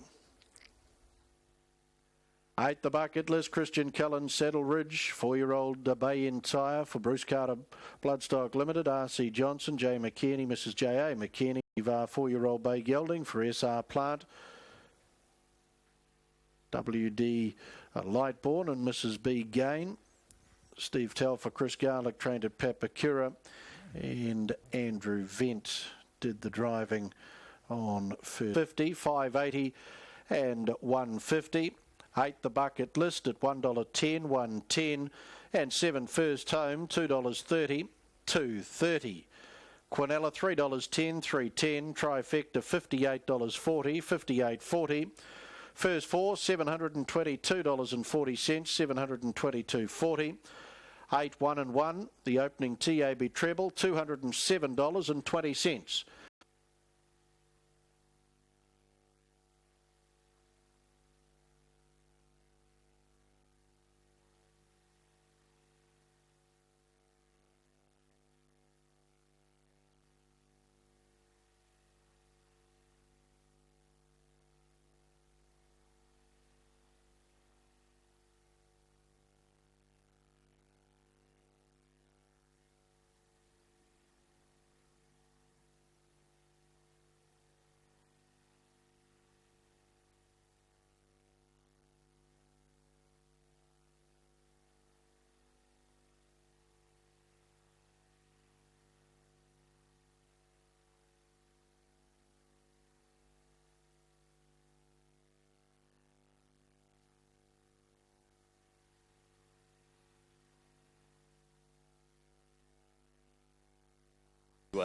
Try and get the $23,000 or $22,000 on offer for those Super Series races. 8 for me, Vice Consul. Can't beat him. Join him.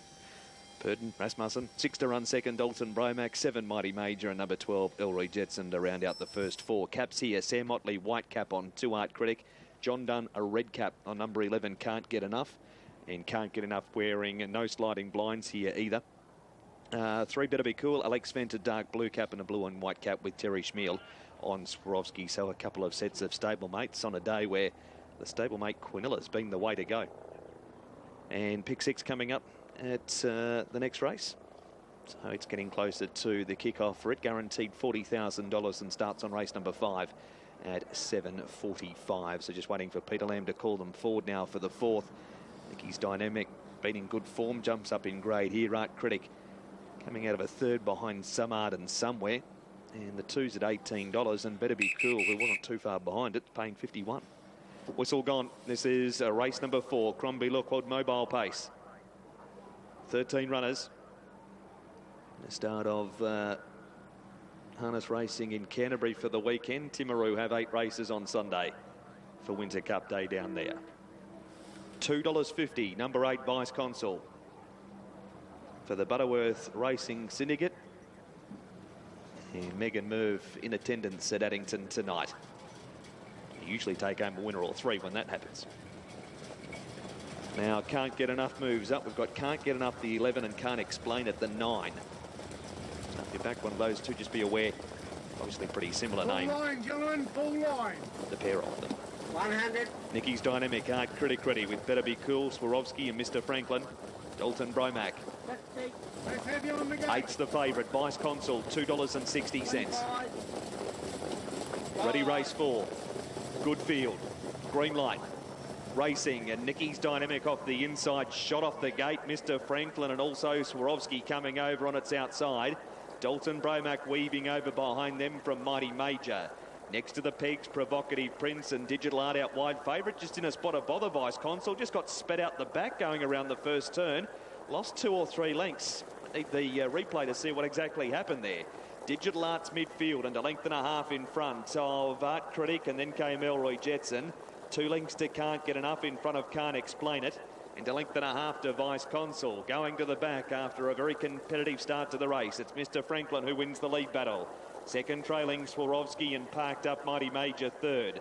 3 back the inside, Nicky's Dynamic, and a length and a half Dalton Bromac. Provocative Princess 4 back the pegs, and a length and a half Better Be Cool. 3 to Digital Art.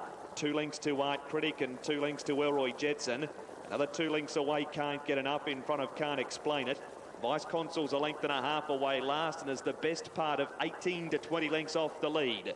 1650 metres to go, and Mr. Franklin and Mr. Orange leads by a length and a half. Second trailing Swarovski, and Mighty Major is really keen to roll in the breeze. It's giving the King a Torah drive as it's over racing. 3 back on the inside as Nicky's Dynamic from Dalton Bromac. 4 back on the pegs, Provocative Prince from Better Be Cool. Next is Digital Art. Art Critic starts a run. Elroy Jetson. Robbie Close stayed in the running line, but he had a look over the right shoulder when Vice Consul started to go and came out in front of it. Next centres can't get enough and lasters can't explain it. Lead time 1:14.5 and Mr. Franklin around out.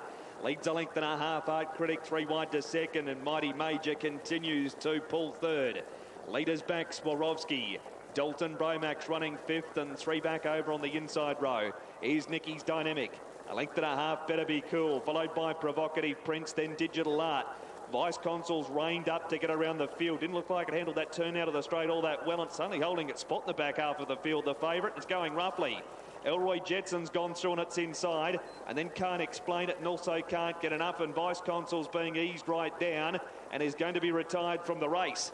First quarter 30.1. This has had a bit of everything, and Mr. Franklin leads by a length. Art Critic.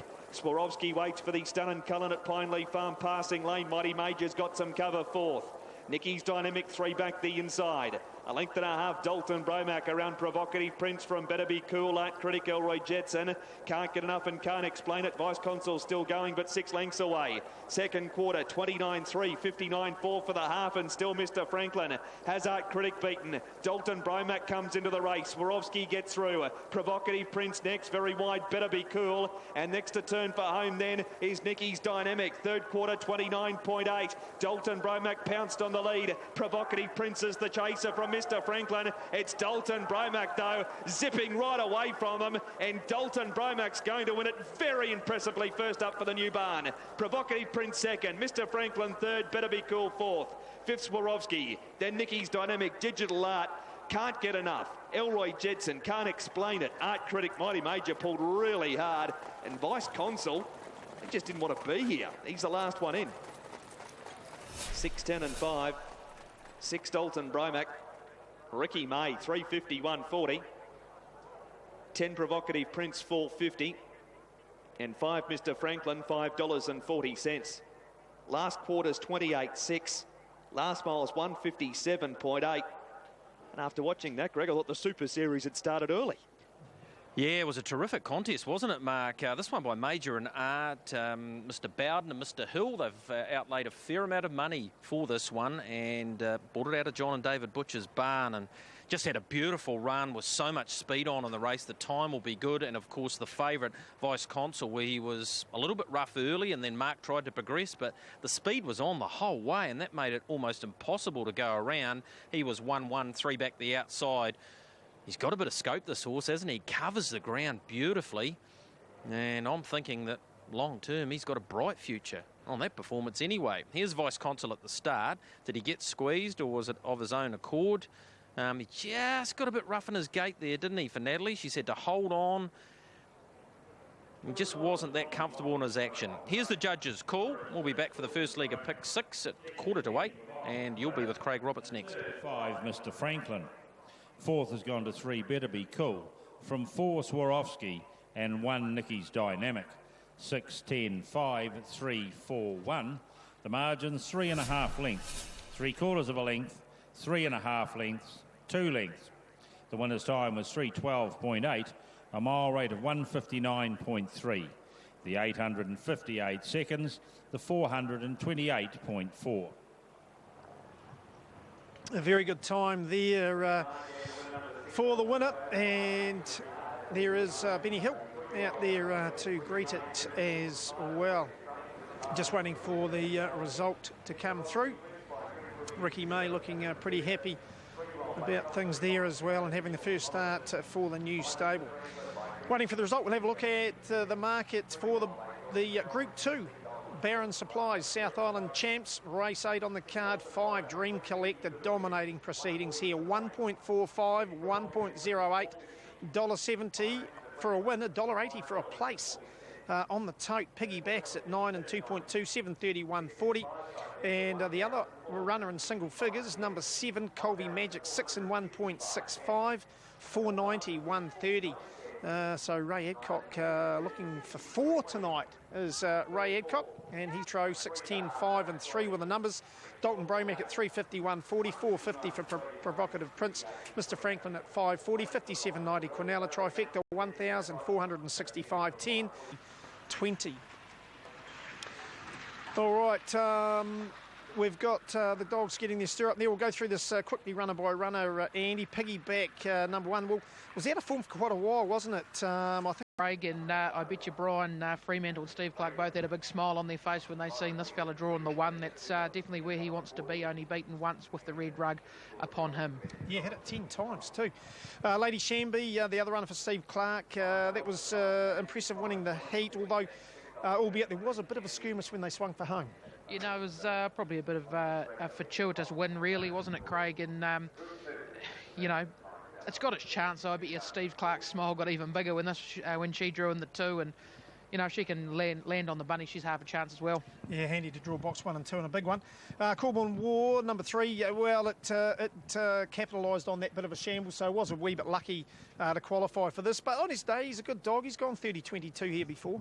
You know, he's certainly got the ability, Craig, and, you know, the one concern I do have is he sort of needs to be on the bunny, really, doesn't he? And there is a wee bit of early speed in there. I've left him out, but if he got a bit of a run into the first bend, then he's certainly trifecta in first 4 thin ends. Botany Kevin. Sort of a field, but he does go right and he'll be storming home late. Dream Collector, number 5. Well, that's the dog that everybody's talking about at the moment. It won the heat for this impressively, and I think really only bad luck beats it, and or bad traffic trouble, but unlikely to jump. So it's gonna strike a bit of trouble one day, isn't it? Well, that's what we're hoping. Yeah, well, that's right. He struck it once and he ran 5th that day, and you know, if something in this field can jump on the bunny and tear to the back in 1770 or 1780, then you know he's got a big task ahead of him to pick these up. Yeah, there we can see him there winning from the black rug. Opawa Streets, number 6, last start 3rd in the heats behind Colby Magic.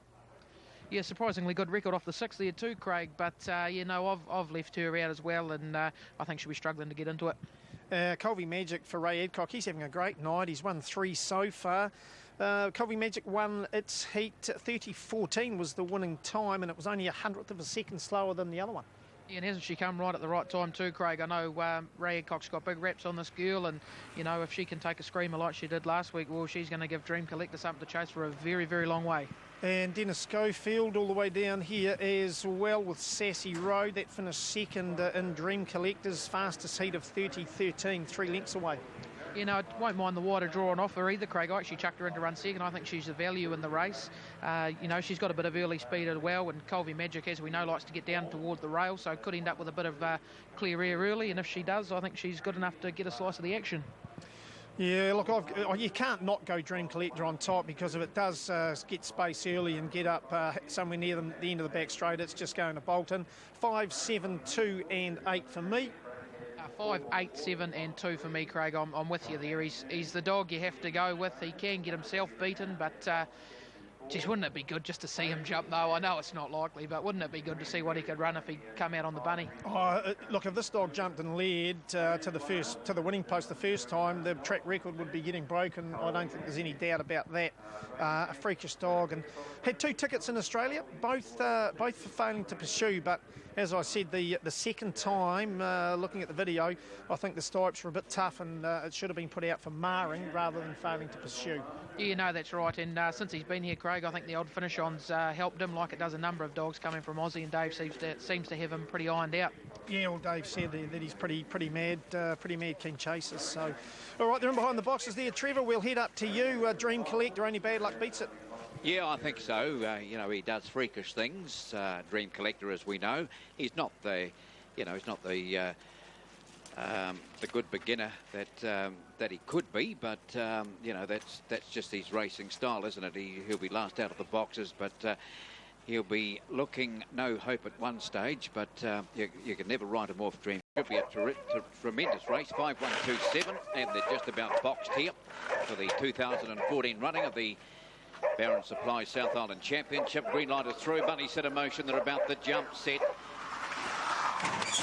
And racing. Dream Collector last off the boxes. Best out wide on the track, Sassy Road. Followed out there by Colby Magic, but here he comes. Dream Collector going up and around the outside, and down the back they go. You're looking at a champion, ladies and gentlemen. Down the back they travel. He's hit the front and put 3 on Sassy Road. 4 lengths away they were followed Colby Magic. Further back the field in the inside, Lady Shamby. Round the outside they were followed by Botany Kevin, but into the straight, and he's going to win the South Island Champs here by 6 or 8 lengths. Dream Collector, where Corbin Wall towards the tail of the field. There's the running of the 2014 running of the South Island Champs, and just how good is he? How good is he? He was clearly last off the boxes, and by the time they got to the first corner, he was up outside the leaders, took over with ease, and he's raced away. This is a Group 2 feature, and he's won it by about 6 or 8 lengths. He's careered away. Dream Collector, the winner, will beat Sassy Road and Colby Magic, and there's not much more you can say about the event. Here's Dream Collector in the gold there. He was clearly last off the boxes, just hooking out here. He's gone to the outside here, and look, he's just picked them up in a flash. There he is going around the outside, and he's just going around with ease, isn't he? Gee, he's got a motor on him. Dream Collector has won the Group 2 this evening, and this very good dog, a black dog by Talks Cheap out of Shell Shares, raced by ex-bookmaker Vaughan Clark and trained by Gene and David Fahey at Belken. A quick wrap with Pete before we head back to the boys. Here's Pete's wrap on tonight's one of tonight's features. The result of race 8, the 2014 Barron Supply South Island Championship Group 2. The winner, number 5, Dream Collector. Second place, number 8, Sassy Road. Third, 7, Colby Magic. The fourth placing to number 2, Lady Shamby. The remaining placings, 4, 6, 1, 3. The winner, Dream Collector. The winning time, 29.89. The lead up was 5.88. The midsection, 17.82. And a truly sensational run home of 12.04. Margins, 8 1/4 lengths. Winner is number 5, Dream Collector. That winning time, the official time, is 29.89 seconds. Well, what more can you say about that? Dream Collector, 29 and 86. That run home there of 12.04. I dare say that is probably one of the quickest run homes we've ever seen here at Addington Raceway. He is simply sensational, isn't he? And we will cross over to Craig now. He's in the birdcage with Dave Fahey. Yeah, thanks for that, Andy. Dave, it's 2 failing to pursue tickets. When you first got him, did he show that, you know, he had this ability in him? Yeah, he was really keen from the start, and he's never looked like doing anything wrong actually since he's been here. So yeah, just finishing on the Lewis made a hell of a difference, I think. Yeah, I think you're probably the same as me. You've looked at the video of the last time he got put out, and it should have been a marring charge anyway, shouldn't it? Because he was wanting to have a crack at the dog, and that's just a typical problem with having the catching pens rather than the finish-ons. Yeah, exactly. Yeah, and yeah, no, just he's just been no trouble at all, and apart from being a bit of a maniac, but he's good. Yeah. And ability-wise, those good dogs that you've had, how would you rate him? He must be either the top or right there. Yeah, for excitement value, definitely is. Yeah, right near the top. Ability-wise, great. Well, from the first spin, he just takes off, and yeah, can go with anything. Yeah. Mr. Way again, do you reckon he'll ever get those box manners right? I haven't even tried. He's just too much of a handful in the bull ring and that. So yeah, hopefully one day he might. He's not. He's a lightly raced greyhound, isn't he? So you know, the chances are with more racing and getting used to the system here, he might settle down a wee bit in the boxes. Yeah, he's definitely settled down. The first time I bought him here was just diabolical in the car park and coming in, but every start he's got calmer and calmer. So hopefully it carries through to his box manners. I guess what's on your mind there is roll on New Zealand Cup. Yeah, it'd be good if it was next week, but yeah, we have to wait a long time to go. Yeah. There you go. Congratulations. Get in there and get in amongst it. That was Dave Fahey, the trainer of Dream Collector. Some sort of a freakish greyhound, that's for sure.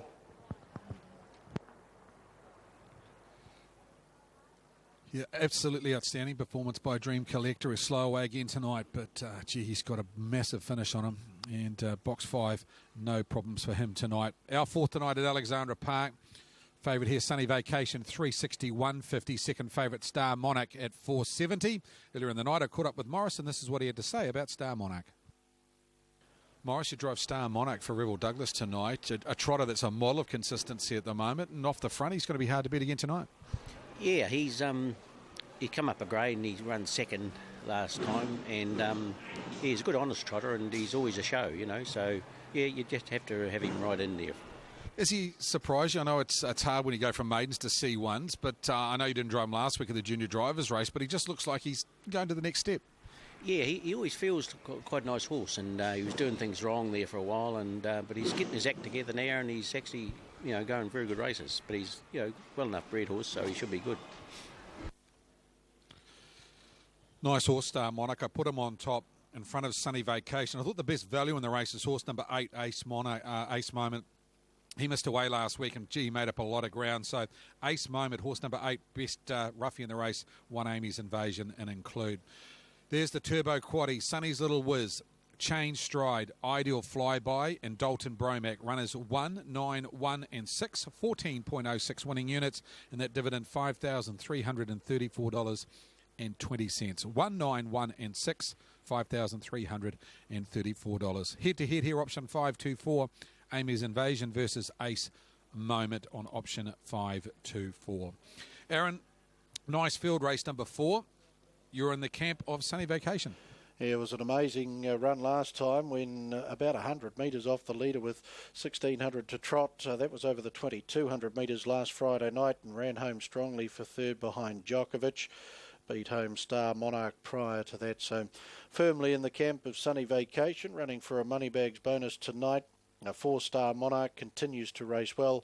Morris McKendry, 3 the Wonky Donkey in good form, and Jägermeister's put together 3 nice runs too to open this campaign. So we open a treble. My numbers 10, 4, 3 and 2.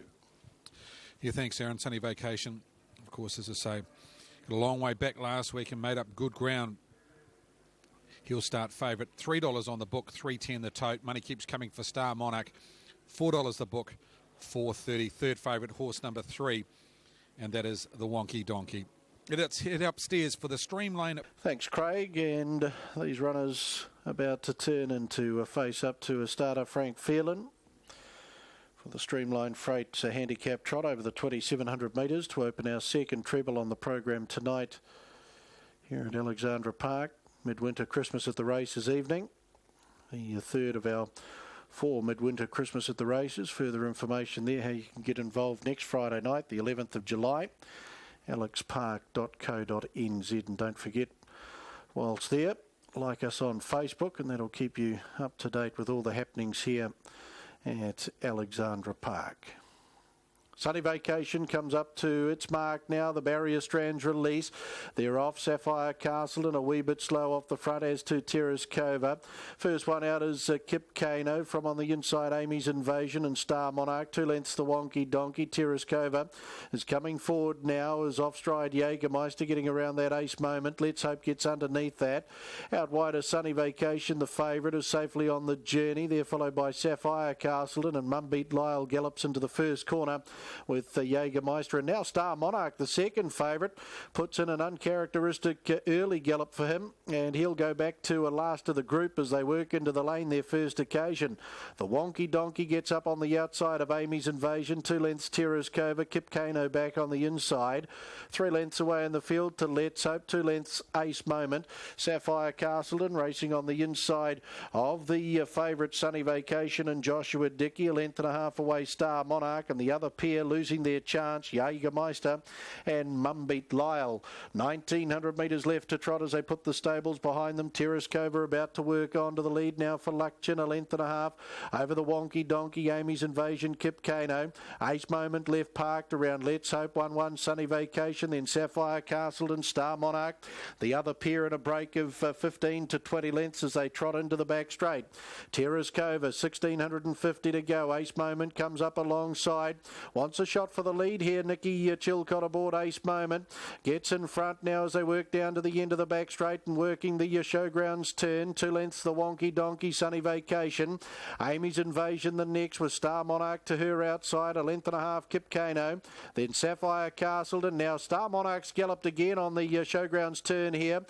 3 lengths away in the field then to Let's Hope, and a lead time of 1:30.1, and forget the other pair as they work into the lane.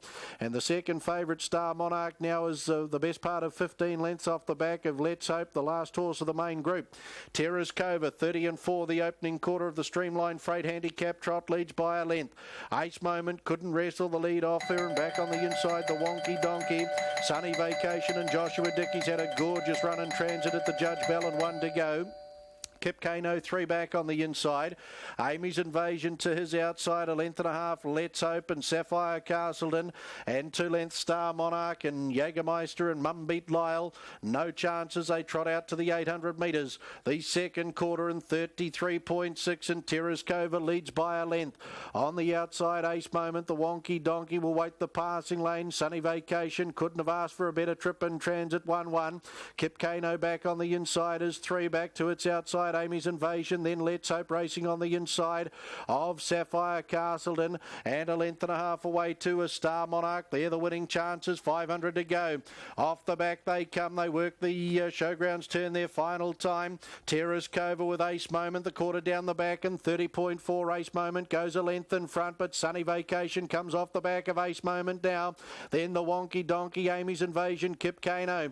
Homeward bound Ace Moment with Sunny Vacation, right there they swing. 2 lengths away in the field, the Wonky Donkey, Amy's Invasion down the outside, then Kip Kano, Sunny Vacation, Joshua Dickey shakes her up, 100 to go. She draws away by 2, the Wonky Donkey. Ace Moment back on the inside, Kip Kano, but Sunny Vacation picks up a money bags tonight and does it in good fashion. The Wonky Donkey second, third over Ace Moment. They were followed by Kip Kano, then Amy's Invasion, Sapphire Castleton, Star Monarch. Well, those 2 gallops on the Showgrounds turn first and second time round didn't help his chances tonight. Let's Hope back.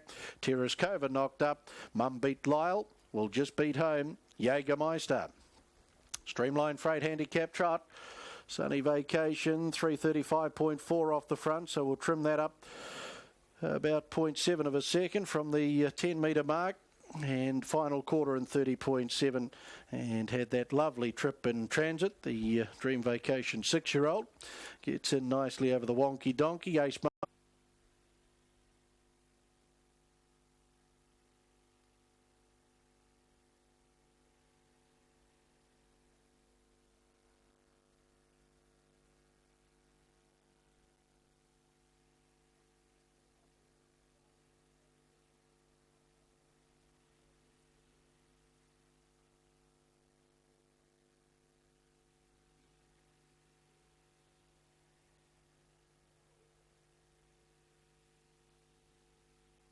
Official placings, race 4, the Streamline Freight Handicap Trot.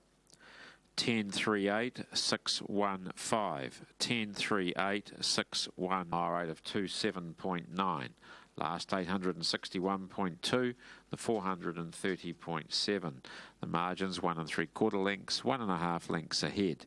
10.38, 6.15. Race 4, the Streamline Freight Handicap Trot.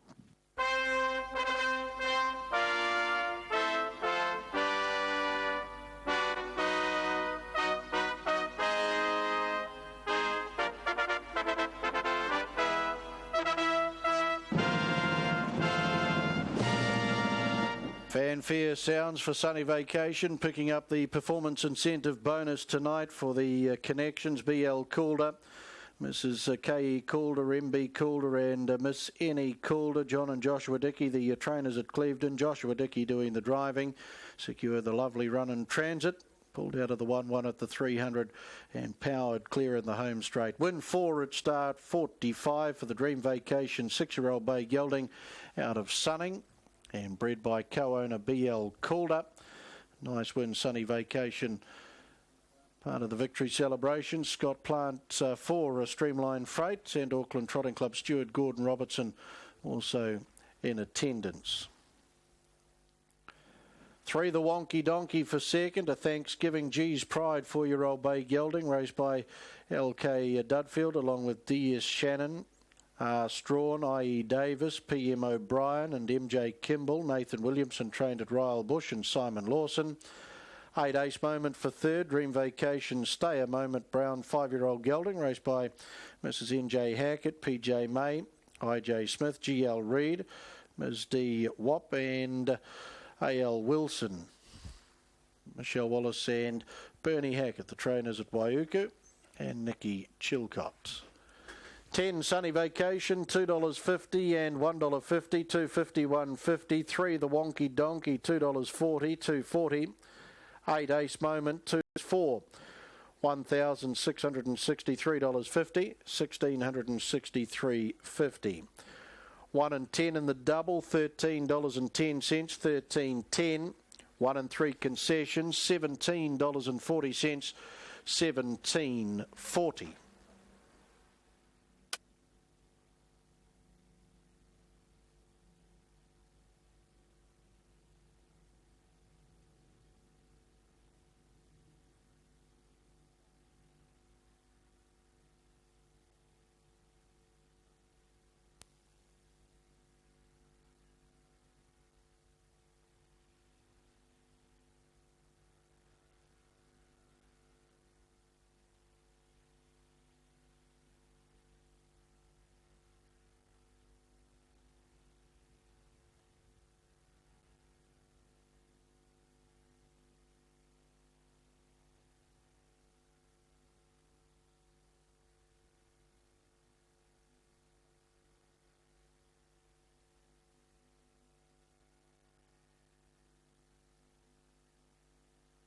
Started Accountant's Handicap Trot and the start of the $40,000 pick six. Favourite number 8 Saratoga at $2.20. The 12 Free Dreams at $5.80 and the 13 Quality Invasion at $8.10. Good field this. Ko-I Wiz. Leaston well represented here. 7 Trips on Me. 9 Boiling Over. 10 Ko-I Wiz. All Leastonians.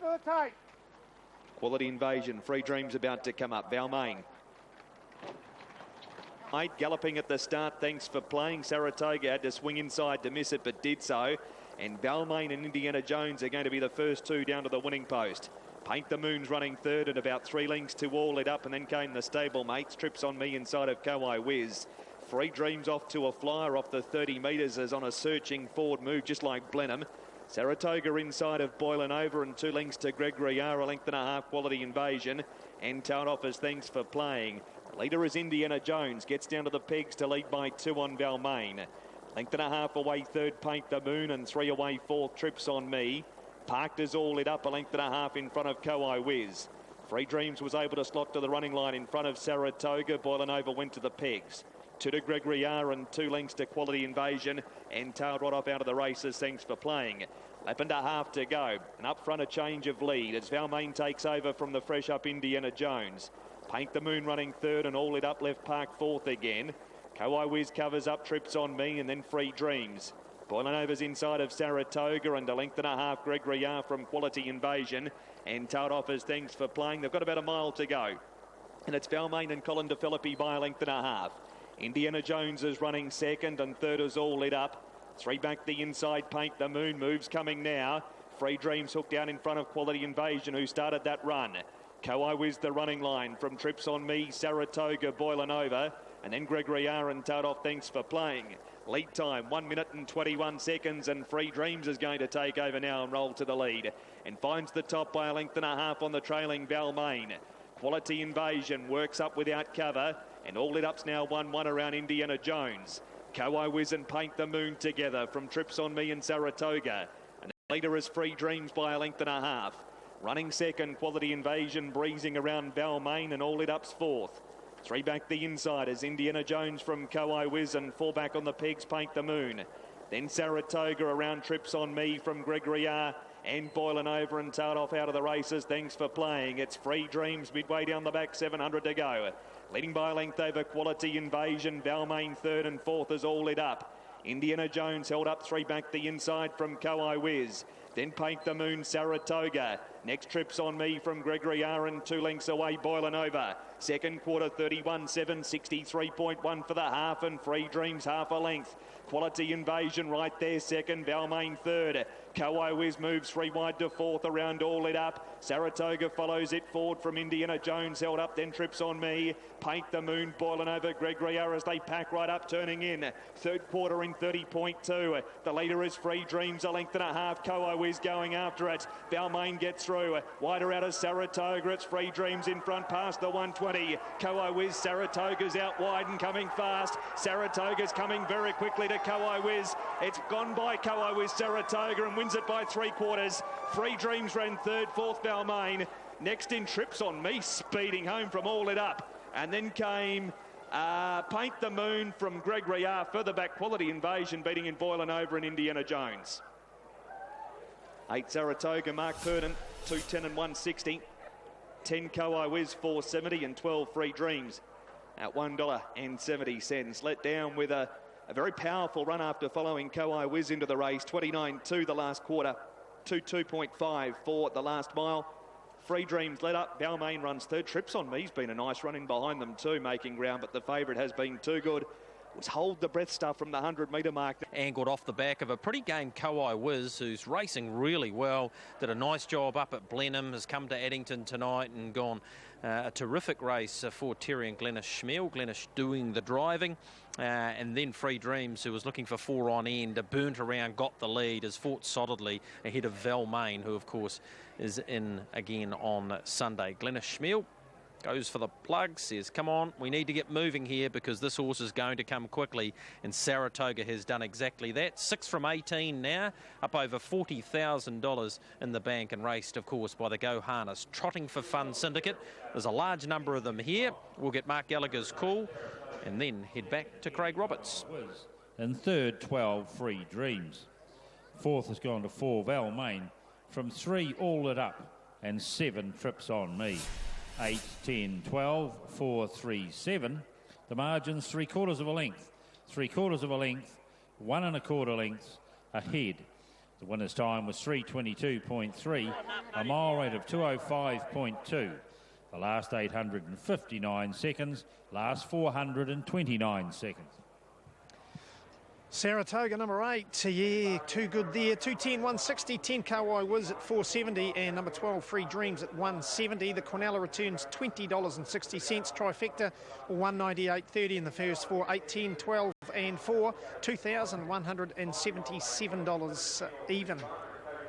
Owned by the Go Harness for Fun Syndicate, and there's probably a heap of them heading out to the birdcage now to get the photo opportunity as Saratoga gets led in there. All right, we'll have an update of the pick 6 after leg 1. The favourite winning, 25,499.8. 2 units left live, chasing that $40,000 pool this evening. Just under 3 minutes away, race 9 on the card, and of course, unfortunately, the late scratching of Follow Fame. It was going to be the hot favourite and more than likely the winner, and just wasn't too happy after that. So for its own good, she scratched Follow Fame. Karamas, number 4, is the favourite, 3.21.15 now, and it's been getting plenty of placed form. It's a very impressive greyhound coming through the greys with Karamas. Big, strong fella, 36 kilos. Isn't it, Andy? You know, just lets himself down early, doesn't he, Craig? I mean, more often than not, he's 2 lengths last as the lid's open, and you know what it's like when they're screaming along. And good, honest races lately. Possibly another one, Andy, that you could say his boxman has just let him down. That first stride out of the box is just always dwells a wee bit. Hunts up good, but not as bad as Karamas. But you know, still, if he could really ping, he'd be a greyhound that would win a lot more races. You know, he'd actually be boxes, but now that the smaller field, the one's out, and you're probably a big winning chance now, aren't you? Well, the one was the one to beat. I've gone 6, 4, and 5 here. 6, 4, and 5. Obviously had Follow Fame until the late scratching this evening. You've got Mary Marlowe on top at 8.70 and 4.30. Yeah, I think she's a great bit of each way. Not that far off these sprinters, and Hetfield, you know, he doesn't come down to the rail, so she should just get that bit of room in the early piece to get her legs pumping. And you know, her last couple of fourths in behind Spud Gun and Follow Fame, so she's, you know, certainly got a bit of form on the board. Yeah, Karamas is probably another one that'll probably be looking for the rails as well. He likes to get down there if he can, and big, strong, striding fella. You wouldn't want him running up your backside, would you, if you're a little 27, 28 kilo bitch? I think you'd come off second best, really, wouldn't you? Yeah, and he is a bit clumsy like that too. He just likes to, although he's probably got better with racing, but he does like to just, he's got one thing on his mind, and that's to get after the bunny, and he doesn't care what's around him to do so. Out on the track again, running a wee bit late though. I think just with the harness this evening, it's just a bit awkward to get the greyhounds out on the track while the horses are coming back after their race. So I think that's the reason for just running a wee bit late this evening, just taking that time to get the dogs out there and to the boxes. Trev, we will head up to you. Shame about Follow Fame. It's opened this race right up now. Yes, it certainly has, hasn't it? Follow Fame looked a bit of a standout, but look, with Follow Fame late scratched, it's look, I made it 4, 6, 5 and 7. I thought this might have been one of the toughest legs of the quaddie now, and I've got Karamas on top. The smaller field would suit him. He's not that quick off the boxes, but if he picks the gaps, there won't be too many finishing better than Karamas. Hetfield goes in with the early speed. Mary Marlowe, the 5 and the 7. Quadrago, even gave Quadrago a chance because he's wide out. He's got a good record from box 8 and not so good from box 7, but if he can pick the jump, Quadrago certainly not out of this either. So 4, 6, 5 and 7, and no doubt you boys have had a good look through the quaddie legs. I thought Little Tegan was probably close to an anchor. Thrilling Logical have that in there as well. And then the third leg, yeah, I think we all agree on a par with Zara, Blitz and Mayhem. The last could be a bit of a toughie, but 5, 7, 4, 3 for me in the last. But good luck if you're taking a quaddie here this evening. The first leg of the quaddie just about ready, all boxed and set at the 295 for the Shirley Vet Clinic. Knife missed the jump. Quadrago out very smartly, followed out by Murdenom. And there's another one up there too. Hetfield a length and a half back there. Noah followed Rusty Knife raining through now. Little gap. The others headed by Bad Week. Karamas can't do it around the corner. Quadrago clear and will beat Murdenom. Getting through Rusty Knife the third. Then Hetfield after a gap. Then Noah followed by Mary Marlowe. Now back in the pack there, Bad Week, and Karamas has ended up last. There's the first leg of the quaddie, and a wee bit of value there with Quadrago, 7 the black, the winner. And don't forget, of course, the late scratching of Follow Fame in that race as well. But off the boxes very smartly, Quadrago. This is what he can do. And he just bounded straight to the lead. Gee, Karamas never... Oh, he just sort of pounced onto the back of the 8 there, didn't he, Karamas? So he was slow, and then he found a bit of trouble. So there was an excuse there for Karamas, but up they come. 7 will score, then the 3, the 2, and the 6. So the winner, Quadrago, and we're just waiting for Pete's call to come through. Quadrago, no doubt about it. The Dark Brindle Dog by Terra Karoma out of Calm Waves is 1 for Ray Casey and Suzanne Fagan. Here's Pete with the official wrap. Now we have the result of race 9, the Shirley Vet Clinic Sprint. 7, 3, 2, 6, 5, 8, 4. The winner, number 7, Quadrago. Second, number 3, Maiden. Third, 2, Rusty Knife. The fourth placing to number 6, Hetfield. The winning time was 17.22. Lead up was 5.81. The run home was 11.41. Margins, 2 lengths, 1 1/4 lengths, half a length. So there's the 9th. It's gone to number 7, Quadrago. You jumped like a stag, didn't it? The lid's open and ping, Quadrago was straight to the front. Number 7, and it pays 7.10, 2.10, 3 Murder Noms at 2.40 and 2 Rusty Knife 1.50, 43.50 for the Quinella trifecta 408.90. First 4, 7, 3, 2 and 6 1,119.80 in the treble 1, 5 and 7 265.80.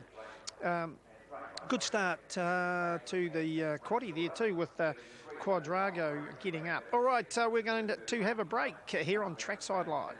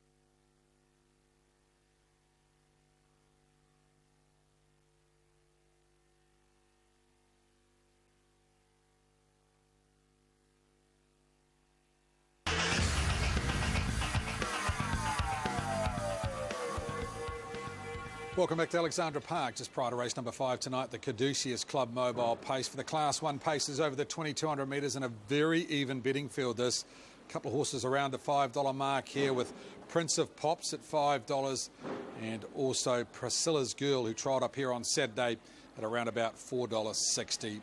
Earlier in the night, I caught up with Maurice McKendry. He drives horse number 5, Galena. Maurice, you drive Galena first up for Revel tonight. I think he might have had a run at Cambridge last week, first time for him, but tonight, first time at Alexandra Park. A horse that trialled on Saturday and appeared to trial quite nicely. Yeah, she did. She gets things her own way. She's runs along quite good. She runs on her nerves. She's definitely a show. Like this way around, she handled it well. And but the only thing is there's a good filly in there. Bundy Hughes' filly's in there, so that'll be the one to beat, I think. But she the way she trials, she might be thereabouts. Is it a case that you've got a nice draw and go forward and just play it from here? Yeah, well, she's a wee thing that you don't like you fighting her too much, and we'll just sort of see how we go. But, it'd be good if we can just mooch out to the lead, it'd be good. But sometimes you can't. I think Macca wants to go forward on horse number 5, Galena, and saying that there's a couple here that leave the gate quite nicely as well, and Waverley Chapel from the inside. Out wider, Real Intentions get out okay as well. So there is plenty of gate speed. I actually put her on top, horse 5, Galena. I like the way she worked on Saturday. Didn't go overly quick, but just the manner that she did it. Thought if she could wrestle the front early and hand to the right one, or even stay there, I thought she's an each-way chance. She was about $11 or $12 on fixed odds this morning. Got a short. There's about $4.50 on the tote. At the moment, $7 on the fixed odds. Horse 5, Galena, thought an each-way chance on the work that I saw on Saturday morning. I think Priscilla's Girl is the big improver. She had a run here on Saturday. She ran second to Galena and was hitting the line quite nicely. I thought she's a chance. Hot Max racing very well, very consistent for Jeff Small. Full Butch will take the drive. And Jet Black Shadow had a freshener for Nikki Chilcott. Had a good talk to her about this bloke. Said that he's freshened up nicely. May need the run tonight because it's been approximately around about 6 weeks between races, but won't be too far away, Jet Black Shadow, and a good quote of around about $13. Drivers Challenge, Brett Mangos on 5, Josh Dickey 3, Tony Hurley 3, Joe Benathi 2, Shane Butcher on 2 at the moment. Brett Mangos leads the Drivers Challenge on 5 points. My number's 5, Galena on top. To beat 12, Priscilla's Girl, 10, Hot Mac, 11, Jet Black Shadow. Aaron, Priscilla's Girl for you on the back of a nice workout here on Saturday. Yeah, she's a classy performer, we know that. She's been placed in Group 1 company, the Mark III filly for Bunty Hughes, the Wizard Todd Mitchell doing the driving. And for me, I think she can make it a winning return to the racetrack tonight, albeit drawn bad. 11, Jet Black Shadow. I've always had a lot of time for the son of Jeremy's Jet, for Nicky Chilcott. He's a solid each-way chance in this. 13, Prince of Pops, has looked good, winning his last 2 since his Jules appearance. Has to come off the unruly Scott Phelan. And 10, Hot Mark, has been racing well. Philip Butcher, Jeff Small combining there, will start from 2 on the second line, some sort of a chance. So sticking with the back row for me here, Craig, 12, 11, 13 and 10. Here's Prince of Pops. He's been good in his last 2. This is probably his biggest test to date, and there has been a move in from here to $3.10. Came out of Maiden Company 2 starts ago, straight into the C1s and got there by a short margin, defeating Kurihalpu Gambler last start. This field tonight, it's probably a step up again, and he's drawn the outside of the second row, being off the unruly, so he's going to cover a fair bit more territory than the other runners. He's only a 2-year-old by changeover. Of course, this one owned by Scott Plant and Bev Gain, along with WD Lightburn. Prince of Pops, the son of changeover, chasing a hat-trick of wins. As I say, a bit of a move on him. 280 on the fixed on the tote at the moment, 350 on the book. I left him out, maybe at my peril.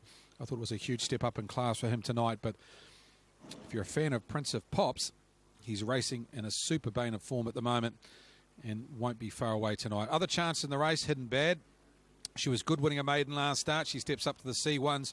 And Real Intentions. Ken Barron, of course, he's got Mighty Flying Major racing later in the program tonight, chasing his 4th win tonight. The stablemate Real Intentions had a couple of runs at the park.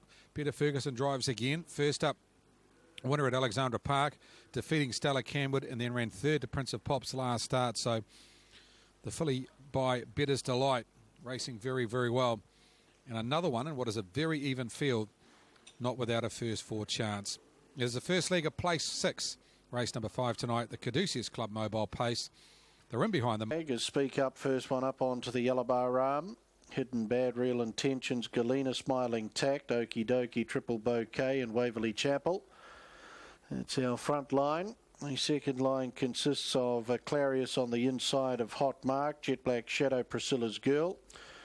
Prince of Pops, the $2.70 favourite, will start from the Unruly, gunning for 3 straight victories since his duel's appearance, the son of Changeover. So the runners working to the lane.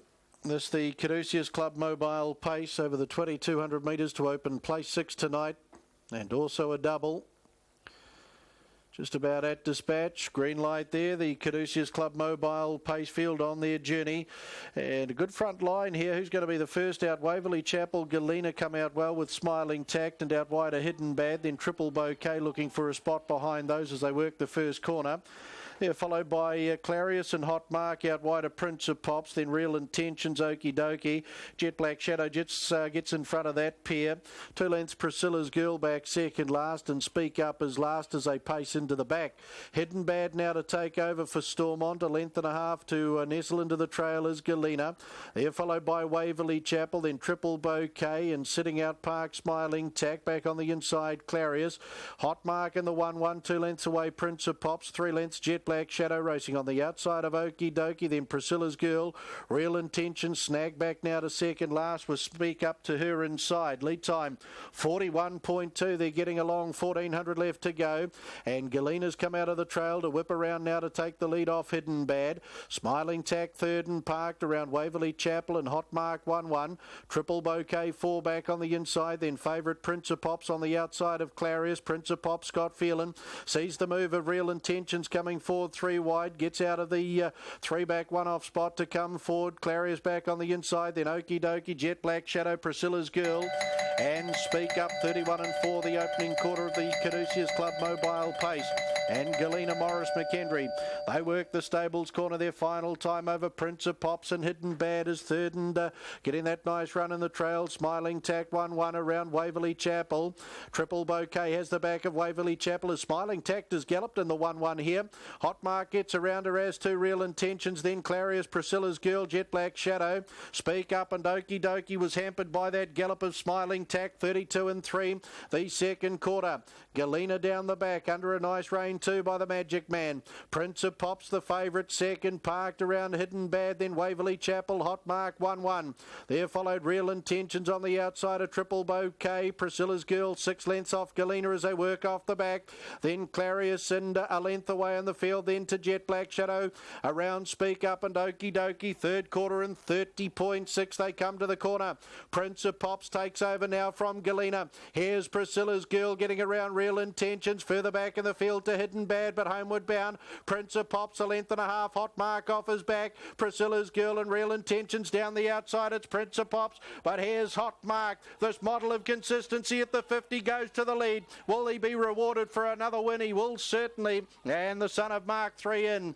Second over was Prince of Pops. Real Intentions, big run third. They were followed Priscilla's Girl, then Hidden Bad, Triple Bouquet. Further back in the field, Jet Black Shadow, Okie Dokie. Galena knocked up. They were followed further back in the field was Speak Up, Waverley Chapel and Clarius, and just coming up the home straight now, Smiling Tact after a gallop at the 900. 28.9 the final quarter and 244.6 the overall run. And Hot Mark gets his third victory at start 24 tonight. He's been placed a further 11 times. Philip Butcher, Jeff Small. Got a nice drag throughout the race there too. Prince of Pops, a gallant run second. Real Intentions had to be the run of the race. Got absolutely no luck through the run there. But she has fought on like a tiger. The Better's Delight filly, Peter Ferguson and Priscilla's Girl down the outside. Caduceus Club Mobile Pace, the 5th on the program to number 10, Hot Mark.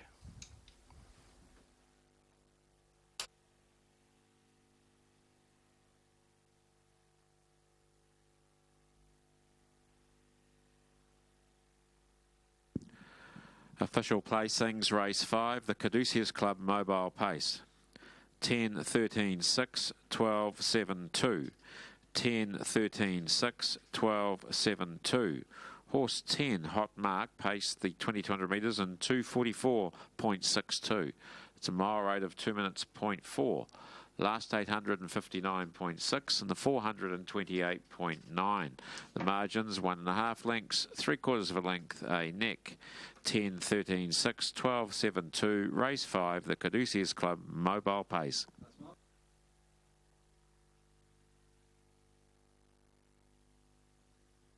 Hot Mark back at the head of the field. A Mark 3 Bay, 3-year-old colt out of warm soak.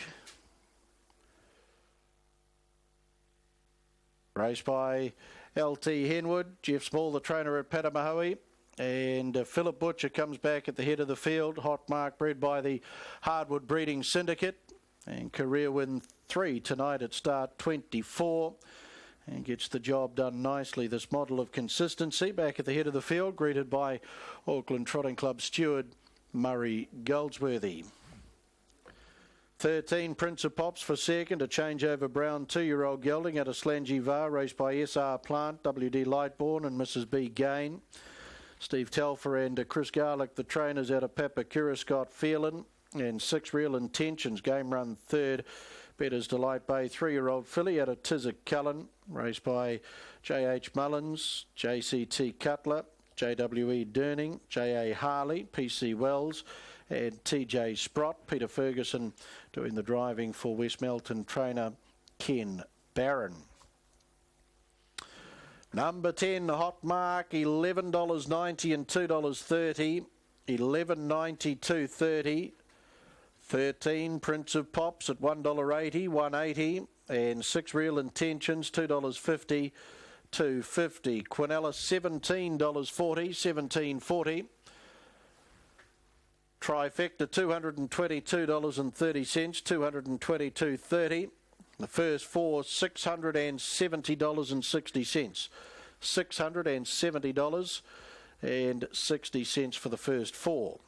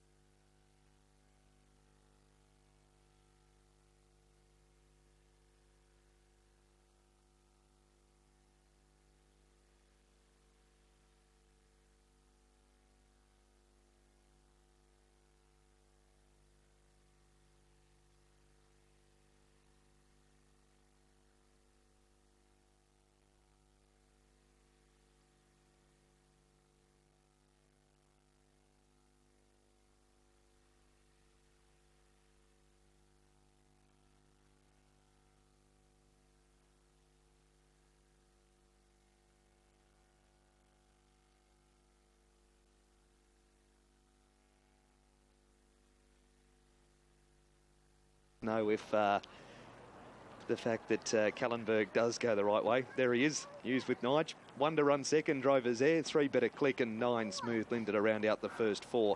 Was very good at first 2 starts. Ordinary at Nelson and then third behind Top Brass. And $2.70, $2.20 on the option. Needs to come out and put its best foot forward here. Head-to-head Drovers there, 2.15 Stingray at $1.60. About to come up for the Teltrack Communications pace. Late scratchings of 8 and 13, just 9 off the front here. And Kallenberg, 5 starts, 1 win and 2 placing. Sam Otley aboard for Robert Dunn. Dalton Bromac at the start, special Bella, and that's how we roll. Better Click. Spirit Eclipse and Franco Tyrone. Trev Wilkes giving it an each-way chance. Franco Tyrone, maybe more of a place chance at 15 and 3.10. Like what you've seen from Franco Tyrone. at the trials and workouts. Lauren Lester has the drive for Dan Redden. So these junior drivers about to be called up to the tapes for race number 6. And a field of 11.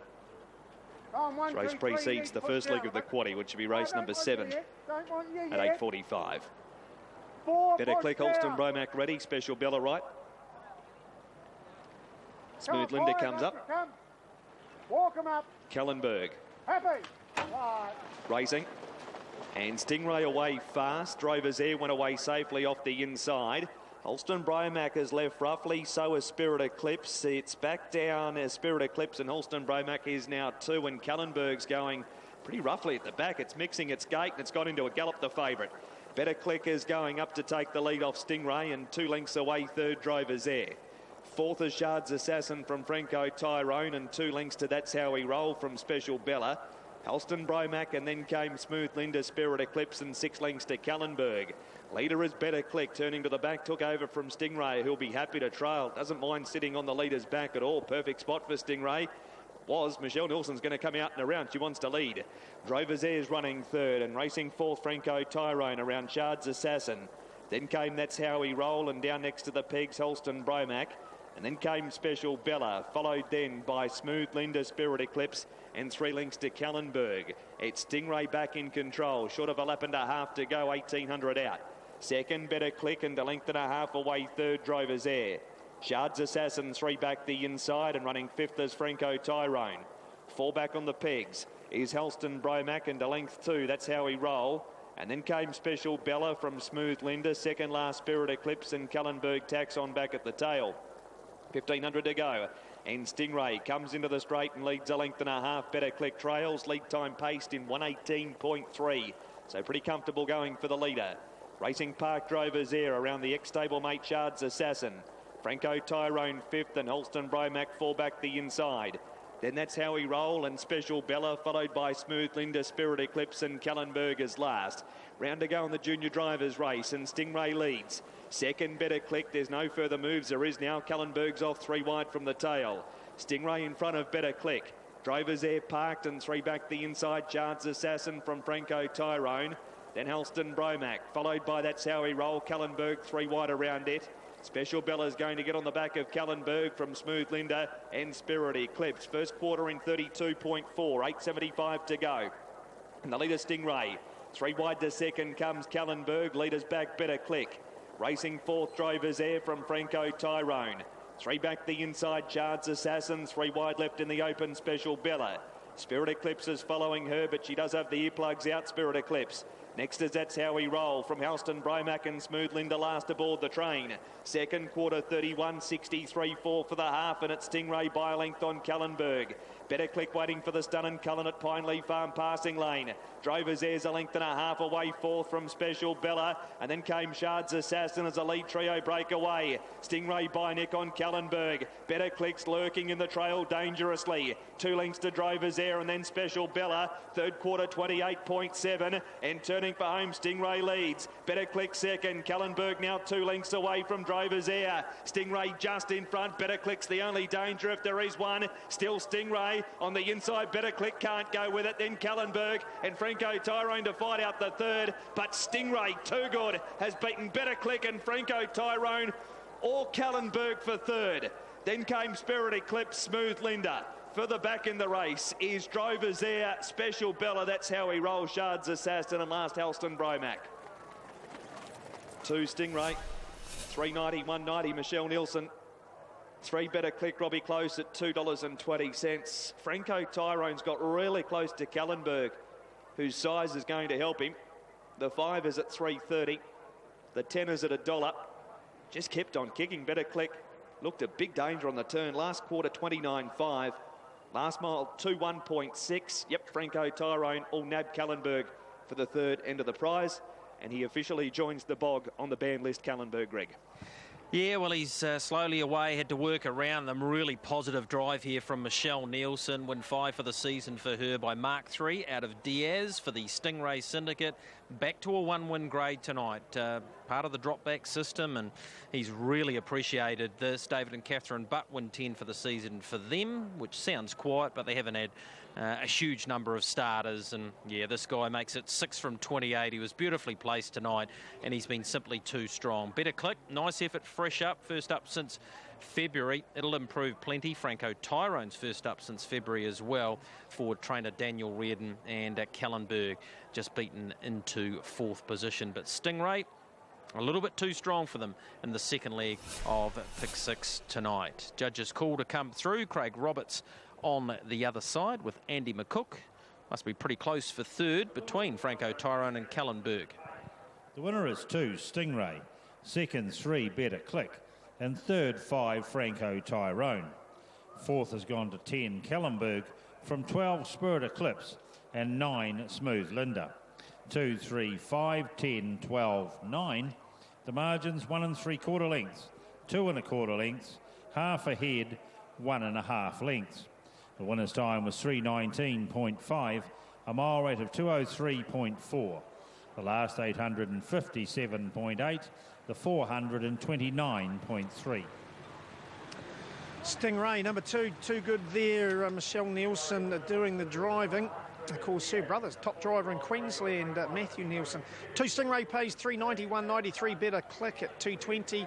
Good run, fresh up for Jeff Dunn there. 5 Franco Tyrone at 330. 19.20 the Quinella. 216.70 trifecta. First 4, 2, 3, 5 and 10. $611.20. Double 8 and 2, $11.10. The concession 8 with 3, $6.90, and the treble 6, 8 and 2 pays $64.40. Have a look at pick 6. The update there. Stingray, gee, that dropped down, didn't it? Stingray was well supported. 2, 8 and 2, the numbers you need so far. 4,763 units left.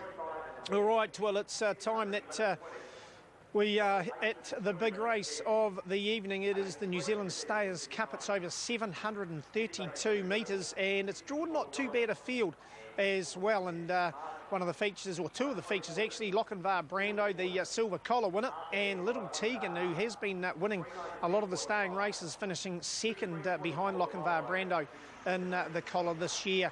Plus add in Thrilling Logic into the mix, as well as Cool Pursuit, and it makes for a very good race. Only a couple of minutes to go to this, a Group 1 event, and they're running for a stake of $21,000 here this evening. Little Tegan, number 7 at 2.3, 1.25. I think that's been back down, I think, hasn't it, Andy? Yeah, opened at 250 this morning, Craig. Also a bit of money there for Lochinvar Brando, falls into 360. Yeah, Lochinvar Brando should be pretty hard to beat. Lochinvar Brando, winner of the silver collar, Andy, and it was, well, it just showed pace, didn't it, and got to the front, and Little Tegan got too far behind and just wasn't able to catch it. Yeah, no, that's right, and he's a super dog, Craig, and box 1, 4 starts, 4 wins, and there's one thing the Schofields know how to do, it's prime them for these big days, and he's certainly got to be the, I think I've actually put him on top. I think he can roll Little Tegan again, just the way the draws are. Yeah, well, yeah, I know you're not big on Little Tegan out in 7, but she was a good winner of the heat. We can see on screen there out of box 6, so she's only really moving out one spot. You wouldn't think that it would make that big a difference, but sometimes it does. Lochinvar Brando, well, Cool Pursuit, I should say.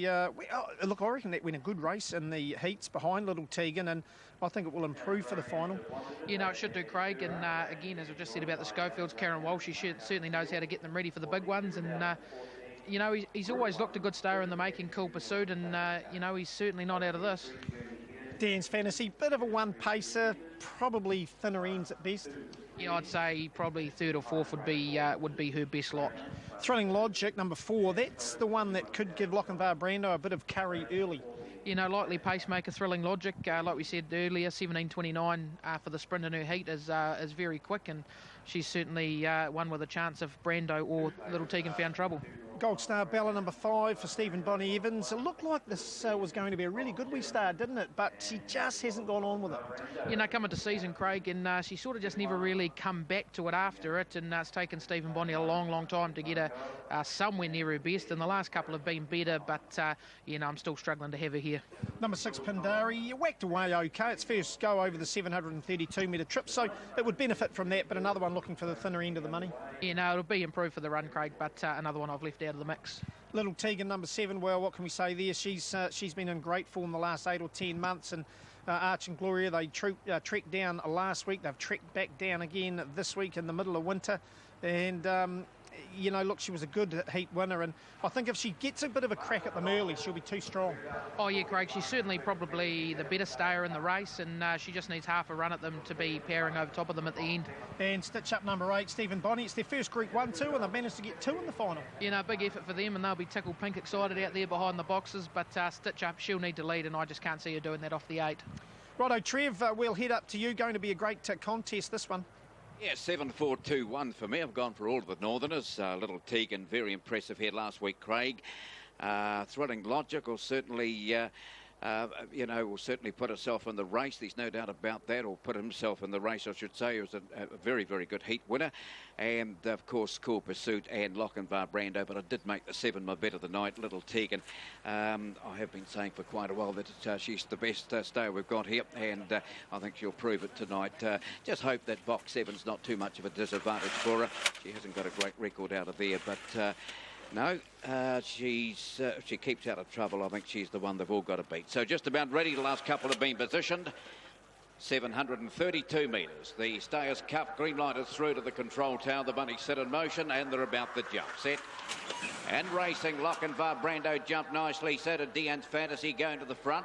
And they're followed back in third spot there by Thrilling Logic. A length and a half around the outside. Lochinvar Brando down on the inside. Gold Star Bella. They're followed further back there by Cool Pursuit. Now second to last there Pindari and Little Tegan at the back of the field. It must be a dozen lengths from the leader. Round the turn out of the straight they go, and the leader Lochinvar Brando, the silver collar winner, out by about 3, doing the chasing. Thrilling Logic 5 lengths away. Deanne's Fantasy a length and a half back. Gold Star Bella, they're followed back. We've done the double, has won the silver collar in the Stayers Cup. A great run, and Lochinvar Brando has won and is followed home then second spot there by Thrilling Logic. Deanne's Fantasy, they're followed making up ground there. Little Tegan. Cool Pursuit was followed back there by Pindari, Stitch Up, and also back there towards the tail Gold Star Bella. But Lochinvar Brando has led all the way. Lochinvar Brando won the red, will be the winner. Thrilling Logic tried hard, but Lochinvar Brando has won. The Stayers Cup will beat second home there, Thrilling Logic. Third will be Deanne's Fantasy, and there was one just that was Gold Star Bella fourth there ahead of Little Tegan. Just never got into the race this evening. Little Tegan was slow, was at the back of the field, must have been a dozen lengths from the leader on the turn out of the straight, and just never got close to them, Little Tegan. But let's take nothing away from Lochinvar Brando, the Black Dog by Wes Pedro to Smart Betsy, raced by C. Gordon, trained by Dennis Schofield at Huntley, and it's won possibly 2 of the biggest staying races we've got here, the Silver Collar and also the Super Pets New Zealand Stayers Cup. A wonderful win. Here's Pete with the official rate. The result of race 10, the Group 1 2014 Super Pets New Zealand Stayers Cup. The winner, number 1, Lochinvar Brando. Second, number 4, Thrilling Logic.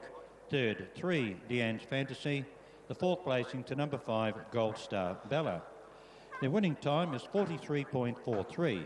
Sectionals, 5.93, 17.29, 30.13 and 13.29. The margins, 3/4 of a length, 8 1/4 lengths, 1 1/4 lengths, 3 lengths. So the full placings once again, 1, 4, 3, 5, 7, 8, 6, 2.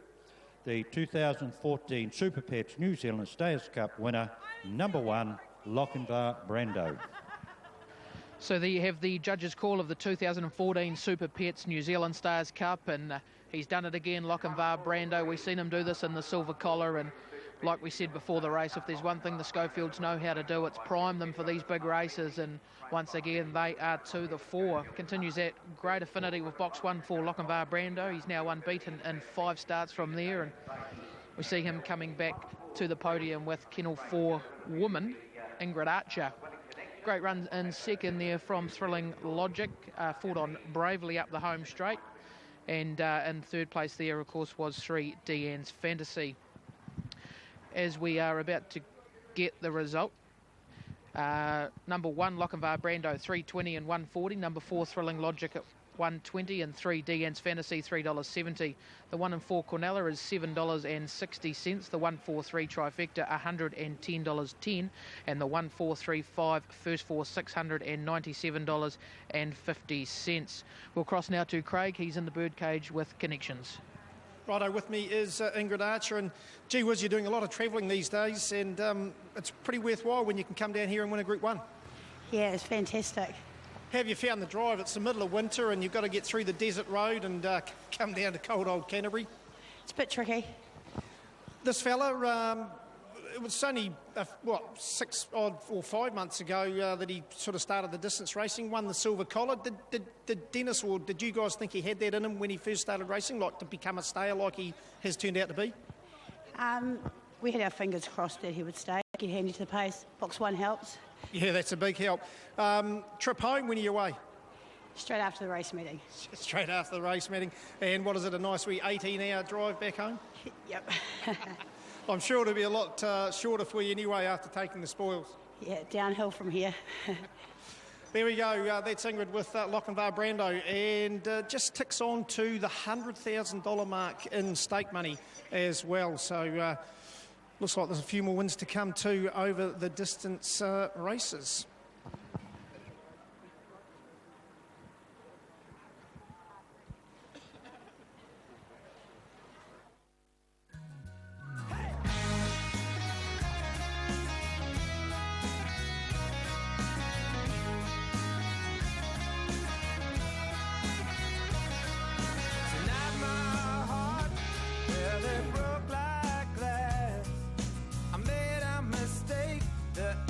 Idle Bones. She's won her last 3 in the rope. Sun Shield, the Cambridge horse trained by Lyndon Andrew Neal, he's won his last 3. And of course, Sun Cheetah made it a and it's one.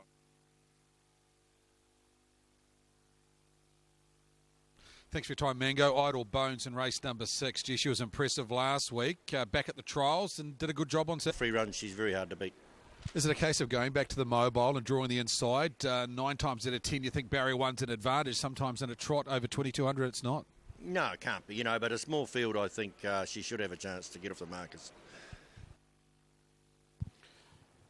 Very nice trotter this. I put her on top. I thought she was extra impressive beating Sunny Vacation last start. And you'll read into Sunny Vacation's form. He won again tonight. A little bit worried about barrier 1. Her gate speed is adequate, but it's not certainly blistering. There's a couple of quick beginners in this race. If she can posse up trail at worst, I think she's a very good winning chance, Idle Bones. She came here on Saturday, 3-horse trial, trotted to the front and was clearly too good for them. Wasn't a strong opposition, but she's very well at the moment, Idle Bones. Of course, she beat Borland over by 15 lengths 2 starts ago, so I put her on top. Sun Cheetah, horse on screen at the moment. Tony Hurley, he takes the drive for Brian Hill. First time at the park, no problems beating Ballyronan last week. Goes back to a mobile. This mare's come solid of late. Gee, she was hard to catch earlier in her career, but now at the moment, her manners have been outstanding. She won at Richmond 2 starts ago, defeating William Lance. And last week, as I say, did everything right, and that was from a stand. Mobile tonight, I thought 7 Sun Cheetah provides the main danger. Sun Shield, Lynn Neal take the drive again. He's won by 3 lengths in his last 2 starts, defeating the Wonky Donkey and Ivanov. His biggest test to date. He's 1 from the mobile. He has good gate speed. He's drawn midfield. He's more than likely to go forward. So an exciting contest with these 3 trotters here. But for me, it's 1 to beat 7 and 4. Best value in the race is 3. Be seeing you. Aaron's numbers in race number 6 tonight. He's 1, 4, 7 and 3 as well. Aaron, Idle Bones, very rarely we see a grey trotter go round, but this one's quite distinctive. Yeah, you're right there. The son or the daughter of Monkey Bones. Monkey, of course, leaving plenty of greys around the place and related to the great Iron Horse of Alexandra Park too. And Idle Scott, this one, Idle Bones, looking for 4 straight victories. We've gone that way with the 8 of the draw, $2.20 and $1.40. Key around the race, though, is the Mobile. 4 Sun Shield well in the mix, another one gunning for 4 straight victories. We'll put in the 7 Sun Cheetah and cope with her first look at the park admirably back on the 27th of June last Friday night. And the 3B Senior's been racing well enough. Runners moving up now and behind the yellow bar arm. HWI Chartered Accountants Mobile Trots over the 2,200 metres. Idle Bones, who impressed many with her victory here a few weeks ago. Brent Mangos for Paul Ellis to run the $1.70, $1.10 favourite now. As the yellow bar arm brings this very good intermediate grade trotting field into the lane. Race 6 tonight. HWI Chartered Accountants Mobile Trot. We're there, the green light is up. And they're off and racing, and coming out strongly is B Senior with the Sun Shield. Off stride early was Jasinski. Madison's Luck now. B Senior's also rolled into a gallop after 100 metres. Idle Bones is up to third on the inside. There followed Rare Opportunity, then Auto Invasion, Sun Cheetah. B Senior galloping out of contention, and back there with her now is Jasinski. So trotting out to the 1850. And Madison's Luck in front. Sean McCaffrey a length and a half over Sun Shield in the trail. Here's Idle Bones coming forward though. The Monkey Bones mare and Brent Mangos wants a play for the lead and will take it through the back. 3 lengths away in the field then in fourth is Rare Opportunity, followed Auto Invasion. 3 lengths Sun Cheetah. There's a good 6 lengths away Jasinski, and 8 lengths back to B Senior. 43-1 the lead time. That's a good lead for the Square Gators as they work off the back and they sweep across the showgrounds bend, where Idle Bones and Brent Mangos settles beautifully in the lead by 2. Madison's Luck, a length and 3/4 Sun Shield. Rare Opportunity works away from the pegs now. Sun Shield comes out in front of him to give him 1-1 cover. Auto Invasion taking up the leeway on the pegs to connect onto the back of his stablemate. Then Sun Cheetah and the Iceman, and 4 lengths away Jasinski. No chance to be Senior. 33 was the opening quarter as Sun Shield takes over the son of Sundon, Lynn Neal, as they work down to the Judge Bell, and 1 to go over Idle Bones. Rare Opportunity, Peter Ferguson Park. Madison's Luck just wanting to get on 1 rein. 3 back on the inside. Sun Cheetah now in the 1-1, and only 4 lengths off our leader as they work the stables corner. Auto Invasion, and 3 lengths away Jasinski. They're the winning chances. B Senior back at the tail. B Senior after that early on the outside of the grey mare Idle Bones, who's got the trail. Sun Cheetah 1-1. Madison's Luck all dressed up, nowhere to go. 3 back on the inside, then Auto Invasion and Jasinski. 500 metres left to trot. Sun Shield off the back leads by a length. Rare Opportunity, Idle Bones will wait the passing lane, and she travels beautifully. Sun Cheetah's on her bike now at the 400 metres for the Iceman. Off stride there was Madison's Luck, then Auto Invasion. Sun Cheetah's also now galloped. 31 was the quarter down the back. They come for home. Sun Shield and Rare Opportunity a length and a half. Idle Bones for the passing lane, and then Auto Invasion. Rare Opportunity goes to Sun Shield. Idle Bones on the passing lane. Rare Opportunity 100 to go. Idle Bones lengthened strongly. Rare Opportunity. Idle Bones closing in with every stride. Rare Opportunity, and PC Ferguson might have just got in. It's very tight with Idle Bones. Nothing between them on the line. Sun Shield, Auto Invasion in a close photo for third. They were followed by Jasinski, Sun Cheetah, Madison's Luck, and B Senior. 248.8, 29.3. We'll need the replay. We'll need the judge to split the big boy against the little girl, and they stride for victory as one.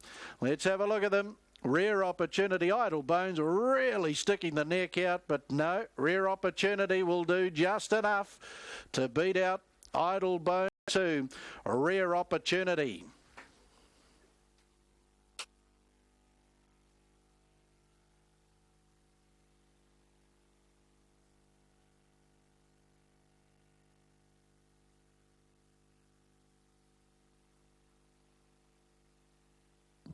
Official placings, race 6, the HWI Chartered Accountants Mobile Trot. 514-627. 514-627.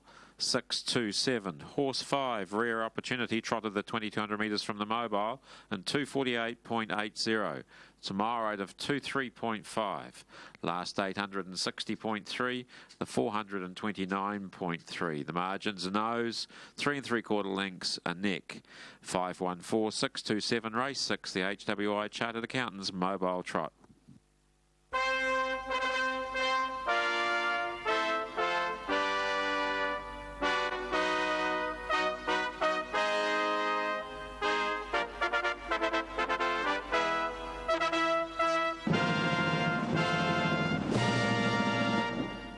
Fanfare plays for Rare Opportunity, picking up a performance incentive bonus tonight, raced by Graham Rogerson.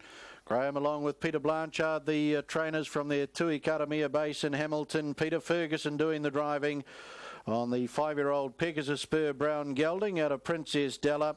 Wins 6 at start 32 for the Mrs. W.I. Blakey bred Rare Opportunity. Kevin Wilson, managing partner of HWI Chartered Accountants, along with Auckland Trotting Club steward Gordon Robertson, down there part of the victory celebrations. One Idle Bones for a second.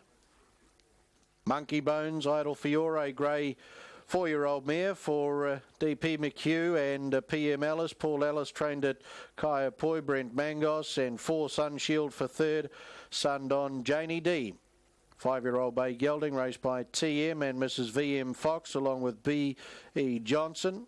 Andrew and Lynn Neal trained at Cambridge. Lynn Neal. 5 Rare Opportunities, $17.80 and $3.30. $17.80 and $3.30. 1 Idle Bones at $1.10, $1.10. And 4 Sun Shield, $1.60, $1.60. Quinella 17 for $2,586.50, $2,586.50. The 10 and 5 double, $78.10, $78.10. 10 and 1 concession at $9.80, $9.80. And our second treble tonight on the numbers 10, 10 and 5, $1,532.10. $1,532.10.